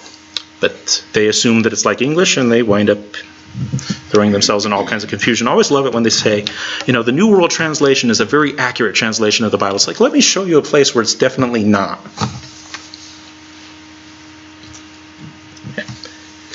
All right, caveat number 2. When the DRP is combined with an adjective or participle but no noun, it elevates that phrase to that of a noun. And we kind of do this in English. For example, the phrase, I invited everyone. Well, this will be a sentence. I invited everyone, the good, the bad, and the ugly. Good, bad, and ugly are all adjectives, right? Mm-hmm. But I'm using them as if they were nouns. What I'm really meaning is the good ones, the bad ones, the ugly ones. And that's the same thing in Greek. If you have a determiner, well, we call it the determiner, it's the DRP. If you have the DRP in front of an adjective, it will be used as a noun. So, the good, meaning the good one. The bad, meaning the bad one. In the case of a fairly famous part of a verse, this is from the Lord's Prayer, but deliver us from the evil one, is how it usually gets translated in most modern translations, and that's appropriate. Older translations will say, but deliver us from evil, just as an adjective. But in the Greek, that evil is preceded by the DRP. So it's not appropriate to just to leave it that way. That's why most translations will say the evil one, because it's not any old evil, it's specific. There's a deterministic relative pronoun there telling you that this should be elevated to the position of a proper noun. And that's why most modern translations do it the way they do. Yeah. And that's one thing you go through this class. It's like you learn where some of the old translations did a good job. You learn where some of the modern translations did a good job. And then you learn where all of them are just kind of like, none of them really get that way. Okay, so the DRP is the. In this particular translation. Yes. Okay, so the. And so instead of one there is put in to let you know that this is actually being used as a noun phrase, not as an adjective. Okay. So because the will help you determine whether it's a noun or not, right? If it's being used as a noun or not. Yes. It's evil is normally an adjective. Yes, but since it has the DRP in front, it's being elevated to a noun. Okay. Yeah. A proper noun isn't there, but the DRP is with an adjective, so it raises it to a noun. Yeah, DRP elevation. Okay, there we go. Yeah, let me see. Is my pen on? Let me turn on my pen. Yeah, DRP elevation. That's what all that is about. Yeah. And that also occurs with participles as well. If you have a participle, and we'll get into this later, but if you have a participle with a DRP out in front, it'll also take on the value of a noun. So in every case when it says the and an adjective, does it elevate it to a noun? Mm-hmm. Okay. Yeah. So the adjective one, the adjective thing, whatever's contextually appropriate. Okay. Something to let the reader know that this is being used as if it was a noun. Just like we do in English with the good, the bad, and the ugly. We're talking about specific categories of people. It's not just the basic adjective idea anymore.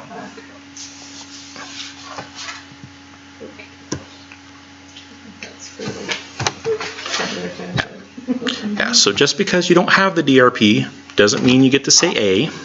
That's what the first one was about. Just because it's not there doesn't make it a something.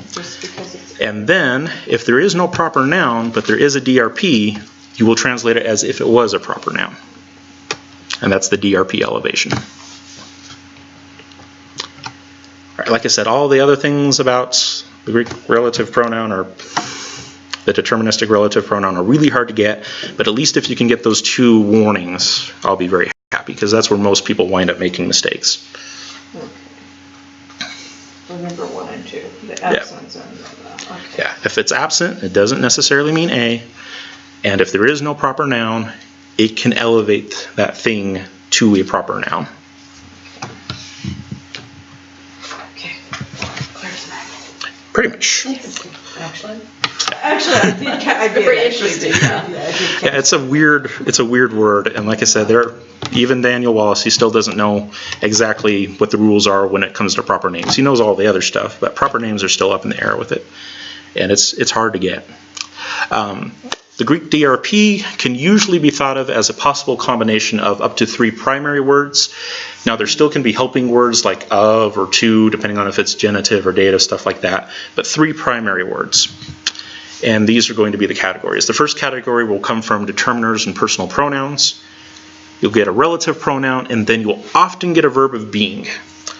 But I want to draw attention to the fact that I have brackets on the verb of being. The reason why I have brackets on that is because the DRP can never be a verb of being by itself.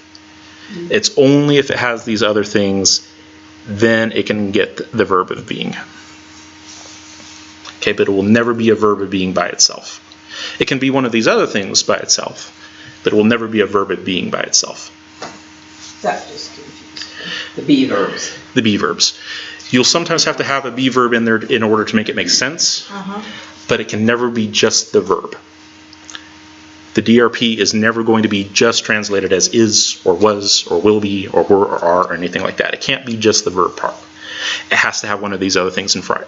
So that which was could be the DRP, because you're picking the that, the which, and the was.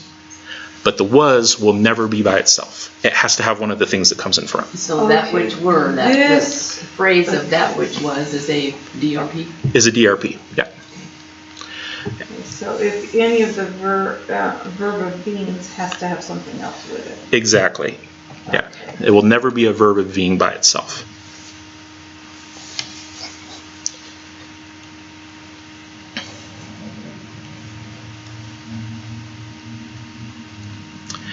And when I give people a basic definition of the DRP, I usually say that which is, and then you modify it to fit the context. That which is, or the, is the kind of the base meanings, and then you change it around from there.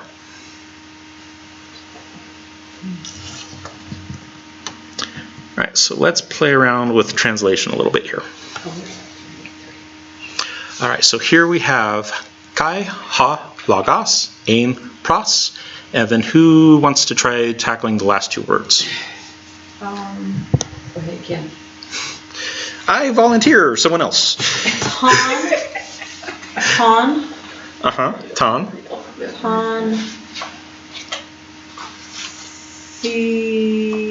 Not Tontheon. really close, but epsilon is an a sound. Where's Epsilon is an S sound. Oh, okay, so the. Not the. The. Theon.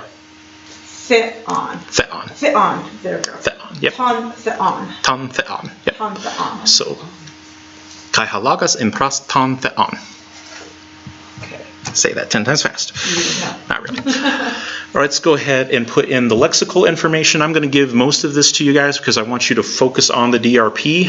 Like I said, the DRP is the 3836. That is the lexical code for the DRP. By the end of this class, you will have 3836 memorized because it will show up very often. It's special. Like I said, it's the most common word in the Greek New Testament. 14% of the text is 3836. All right, but I filled in everything else for you. I told you that kai is and, logos is expression, ein is was, pros is toward, and then theon is great. So what are we doing? We're going to translate this, and I've already done most of the translating for you. What I want you guys to do is to figure out how to do the DRP in these cases. Oh, okay. So we need to look up 3836? No, I've already given you the information on 3836. That's the DRP. So that little chart that I gave you guys of the up to 3 words that you could put together, that's where I want you to pull from. Oh, right there above us. Yep, so this chart here. Pull Oh. from that chart Oh, to okay. come up with definitions to fill in here.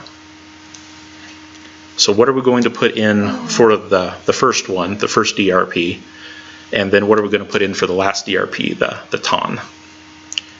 The two 3836s. Is the word expression capitalized for a reason? Yes, it is. First word of the sentence. No. So this must, It is being used because it's standing in as a proper name. yes, that's what I was gonna say, so it'd be a noun, It is a noun. okay. So would the first one be the expression? The expression, that could work. Okay. Given that expression is capitalized, telling you that it's a proper noun, could also mean that this is a name, in which case it could be he who is, but he who is expression would be a really weird way to say it in English. Yeah, see, that's why I thought Yeah. the expression. The would be better. Yeah, that would make more sense in English. You could technically do it the other way, but the would be better. And then what about that second one? Well, and that's a capitalized, so that is a proper noun as well. Mm-hmm. So would that be the again? Toward the great, Somebody great. He who is great. he who is great would be better. So let's go ahead and put those in. Now I'm going to tell you real quick what the parsing code is, because you're going to see this in the interlinear. And you have the little d out in front on both of these to tell you that this is the determiner. This is the DRP. That's what the D is for. And you'll notice that it has the same following code as whatever word it goes with. So the first one was NSM, NSM. So that'd be nominative, singular, masculine, nominative, singular, masculine. That one goes with that word. And then the second time we have ASM, which is accusative, singular, masculine, accusative, singular, masculine. Which, And then you guys already gave fillers, so the ha we said could be the first 38, 36, and then the other one we said could be he who is. And I like that. and we got that from, okay, the, and then, Did I leave something out then? Oh, and the. Gotcha, I got that. Yeah. okay, and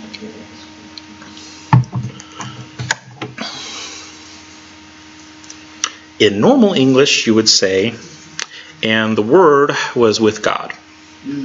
But that's not quite literally what it says. But expression then would be word. Mm-hmm. the word was, Word is a little archaic. And like we said before, English translations, even very modern English translations, will use very old English patterns of translation.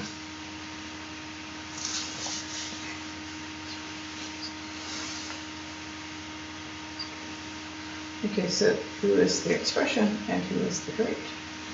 Who is he who is great? Specifically God the Father.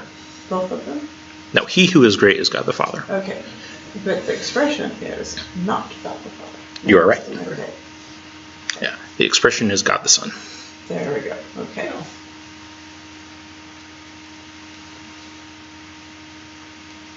And so it's saying God the Son was toward the God the Father. Well, it doesn't actually say God the Son there. Logos is expression.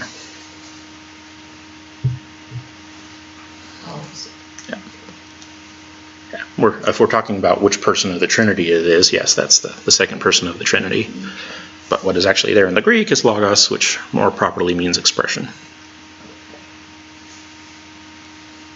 So, but that expression, because it is a proper noun, then does that become Jesus? It doesn't become Jesus, it is Jesus. Okay. Well, but I mean, as far as in the translation.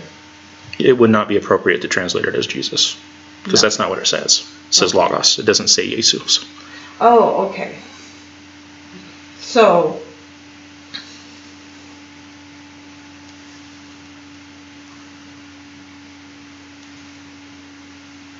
what's the word then? I'm not sure what you're asking. Because you said logos Logos is typically translated as word. as word. But like I said, that's an archaic translation, like a lot of what we have in English translations today. Okay. Because word today does not mean what it meant when the Bible was first being translated. Okay. When the Bible was first being translated, the word could mean a complete message. Okay. But today, word usually doesn't mean a complete message, it means one word. But logos is a complete message. It's a complete expression. And so that's the expression. Okay. Okay, so what is the expression then? The expression would be the second person of the Trinity. Okay, that's what I was trying to say. Yeah. Okay. It would not be appropriate to translate it out that because it doesn't say second person of the Trinity. Okay. It says logos, which most precisely would be expression. If you're going with the archaic form, which is just fine because a lot of people are used to it, you could put in word. Okay. But how do you know that the expression of the word is the second person in the Trinity? That is what we call context. You have to read all of John. The context. All of okay. John 1. This is from John 1. That's what I was trying to say. Okay, there we go. Yeah.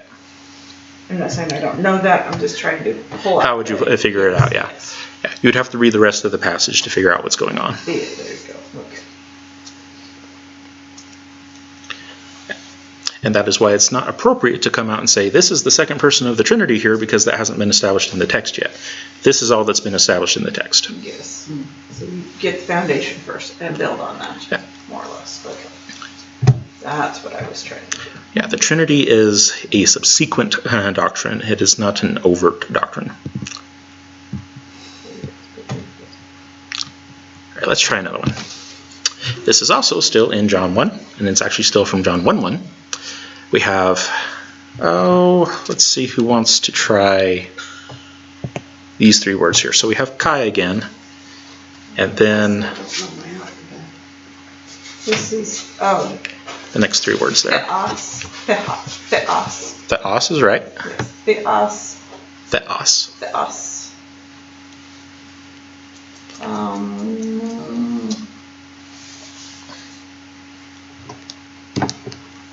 What is that?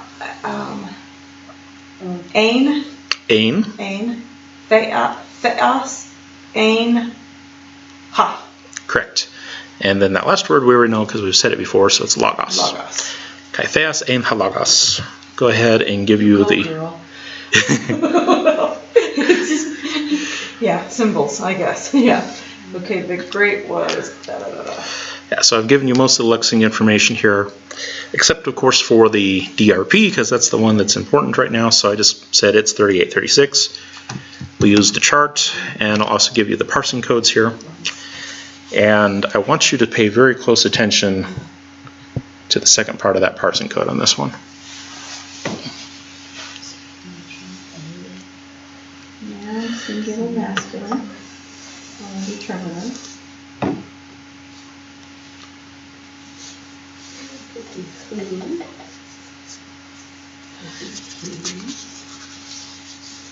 Who?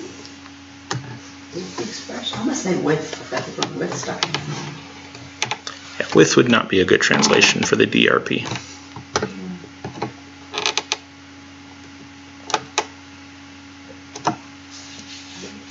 I was going to say the, but I'm not sure why. And that wouldn't be bad, because that's what we did before with the ha, right? Yeah, it was. Yeah, and this is actually part of the same verse, same context, so that would make sense. Okay. But what I'm trying to draw attention to is the fact that all of these are NSMs. They're all nominative singular masculine. Okay, so what does that mean now? That's the question. So what's the answer? So who's That is what you need to responsible for figure the out. action? Well, God is responsible for the action. Singular God. And masculine, he's masculine. Nominative is the person responsible for the action, correct? Normally. So You why? said normally. Well, all of these are nominative singular masculine. Well, that helps me a lot. So what does nominative mean? That's who is responsible for the action, the doer. The doer. Okay. Of course, this is a very strange verb. The verb here is was, so it is a verb of being. So there really isn't so much a doer as there is an exister. Has been. is. So that is right. Well, was is past tense, so. Was has been. No, the was is fine. The verb is just fine. The verb is just fine. Okay, so great was who he is, who is he, no, wait. No, you had it right the first time. Doing it as the is just fine. Oh, okay. Who was the expression? Who was Okay. the expression? And great was the expression. No, great was the expression. Okay. Is that how we translate it in English, though? Great was it? No. How would we normally do it in English? Great was the expression. And great would be God, expression would be word in most normal translations. Yes, the word and the word is with God and the word was God. Yeah. It would leave out the. Yeah. No, it wouldn't. Was the God? I'll help. Thank you. And the expression was great. Mm-hmm. You changed the order. I changed the order. Wow. Can anyone figure out why? Because Expression. It's got to have a determiner. Which expression? The expression. Yes. Both of the main nouns, the great and the expression, were both nominative singular masculine. uh-huh. And normally, in English, we'd put the nominative in front of the verb. Uh-huh. The question, but this one is basically saying both of them go in front of the verb because they're both nominative. You can't do that. That doesn't make sense. Okay. In English, we have to have one of them in front. Both of them can't go in front of the verb. That's true. So, the way that we determine which one is actually the proper subject of the sentence is the one that has the determiner attached to it. That's the one that's the proper subject. So that's why the order changes. Okay, say that one again. All right, so we have two main nouns that are both nominatives. Okay. In English, when we translate it, we usually put the nominative in front of the verb because the nominative is always the subject of the sentence in any way, shape, or form. Uh-huh. But we can't have two nouns in front of the verb. That doesn't make any sense. You can't say, and great expression was. Yes. It's just weird. So we have to have one of them that is going to be in front. Which one is the proper subject of the verb? Because when you And the one that's the proper subject is the one that has the determiner on it. determiner, okay, how would you say that? The determiner determines the proper noun? subject. Yep, determiner determines the proper subject. And so that's why in most English translations they'll say, and the word was God, instead of and God was the word. The English order is God was the word. Sorry, the Greek order is God was the word. English, we reverse that because it's the word that's the proper subject. Don't And yes, there is a homework problem that is like that. Okay, so Determinist. And the expression of What?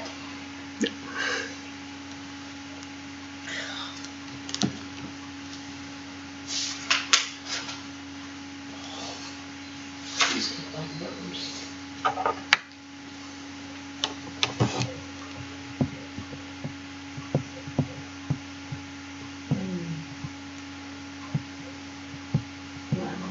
Now, was that in our work, that particular little thing there? What do you mean? He says there's gonna be one. I know, but was that in the previous stuff, that example on H, the bottom example? I mean, yeah, H. No, that was the example. Of what? This is the example. Yeah. Okay, that's an example of what that we just did here. Of how to translate the DRP. The whole thing. Yeah. That's just, okay. You don't have that just specifically in A, B, C, D, E, or F, right? I'm not sure what you're talking about. Mm-mm. It's in HMI. Okay, that's just an also. I don't know what you're talking about. Well, because you got, okay, this is your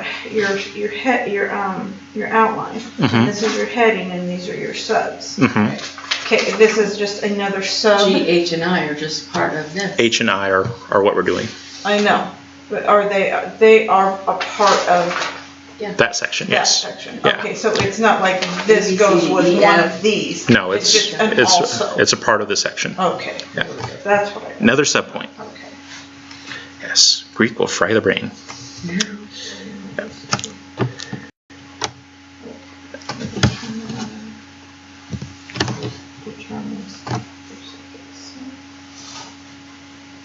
Yeah, so if you have more than one potential subject, the determiner will tell you which one is the proper subject. And that often happens when you have equative verbs, so is, was, things that are equating two things together. You'll have to usually figure out which one's the proper one. And the determiner will help you do that.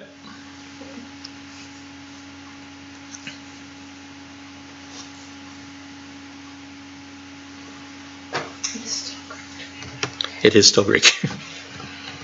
Patience, patience. All right, and then I gave you a wonderful chart. You do not have to memorize the chart.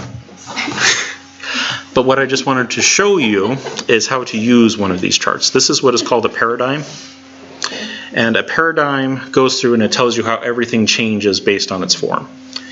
So on the left-hand side, the N, G, D, and A goes with the cases that we know. N is nominative, G is genitive, D is dative, A is accusative. And then the second column is either singular or plural. Stupid thing. And I'm there. Singular or plural, and then the next category is for masculine, neuter, or feminine. And so if you want to look up in there, you can figure out how the forms will change. The first word in all of these is always the article. Okay, and what does article mean again? Well, in Greek, it's the DRP. It's the weird messed up thing that doesn't really mean article. Okay, and the ands. Yeah, no A's and ands in Greek. Yeah. Yeah, so ha, tu, to, ton, all of those are different forms of the DRP. Okay, that's the DRP is the article. Is the article the determiner? The determiner. Yeah. Okay, there we go. Let's use determiner. Okay. And then following that is nouns that are in that particular category as well. So for masculine, logos is a masculine noun. So this tells you all the different ways that logos can change depending on whether it's nominative and genitive, if it's singular, if it's plural, all those things. You have logos. It's masculine. It's nominative singular masculine. I can tell all three from that. NS, nominative singular. You can tell all three of that. How come you can see It's the N and the S on that first column. Oh, I see what you're Stupid saying. thing. Okay. And what? The N is nominative and the S is singular. Oh, I see what That's you're in saying. the You're masculine putting column. both together. I Yes. get it. Okay. Yes. Nominative singular. And the one masculine. below it would be genitive singular masculine. Exactly. Ton, And ton is accusative. logon, or no, Logon, yeah, you got logon. it. Okay. Ton logon. Ton logon is genitive singular No. masculine. Ton is down here. Oh, ton. Oh, sorry. I was doing I was looking not at- ton. yeah, I was doing tau. Yeah. Tau. Accusative. Lagu. Lagu is Actually, that's technically tu lagu. Yeah. Tu lagu. Yeah, that one's genitive, singular masculine. okay. Yeah. And then feminine has two different categories for the singular. Okay. You'll either have the alpha singulars or the eta singulars. And then in the plural, they will all wind up being the same. But Okay. Now, what did you say with that one? with feminine, the singular has two different forms. So you can have feminine etas or feminine alphas. So this first one is the etas. Okay. They end with the eta or some form of it. Yes. And then you have the alphas. Okay. Either ending is going to be a feminine ending. Oh, that's how you're just determining if it's feminine. Yeah. Now you guys won't have to memorize any of this stuff, so don't freak out. I'm just showing you how the paradigms work. That middle blue section that we said that you're not going to have to memorize, which you won't. But if you want to go through and actually understand what it's saying, this is how it's set up. That's how it's okay. So don't waste too much time on that. I'm just giving you it, for instance, this is how it works if you get curious. I don't imagine that too many people will get that curious though. You know, the thing is, I get curious and then I get. And then you get confused. Yeah. See? And I just have to say, put it. Just Yeah. So there will be no homework based on this chart. Okay. If you were looking at this chart to do your homework, it's FYI. FYI. Okay. FYI. And that's the end of it. Phew, my brain hurts. All right, so see you online, folks.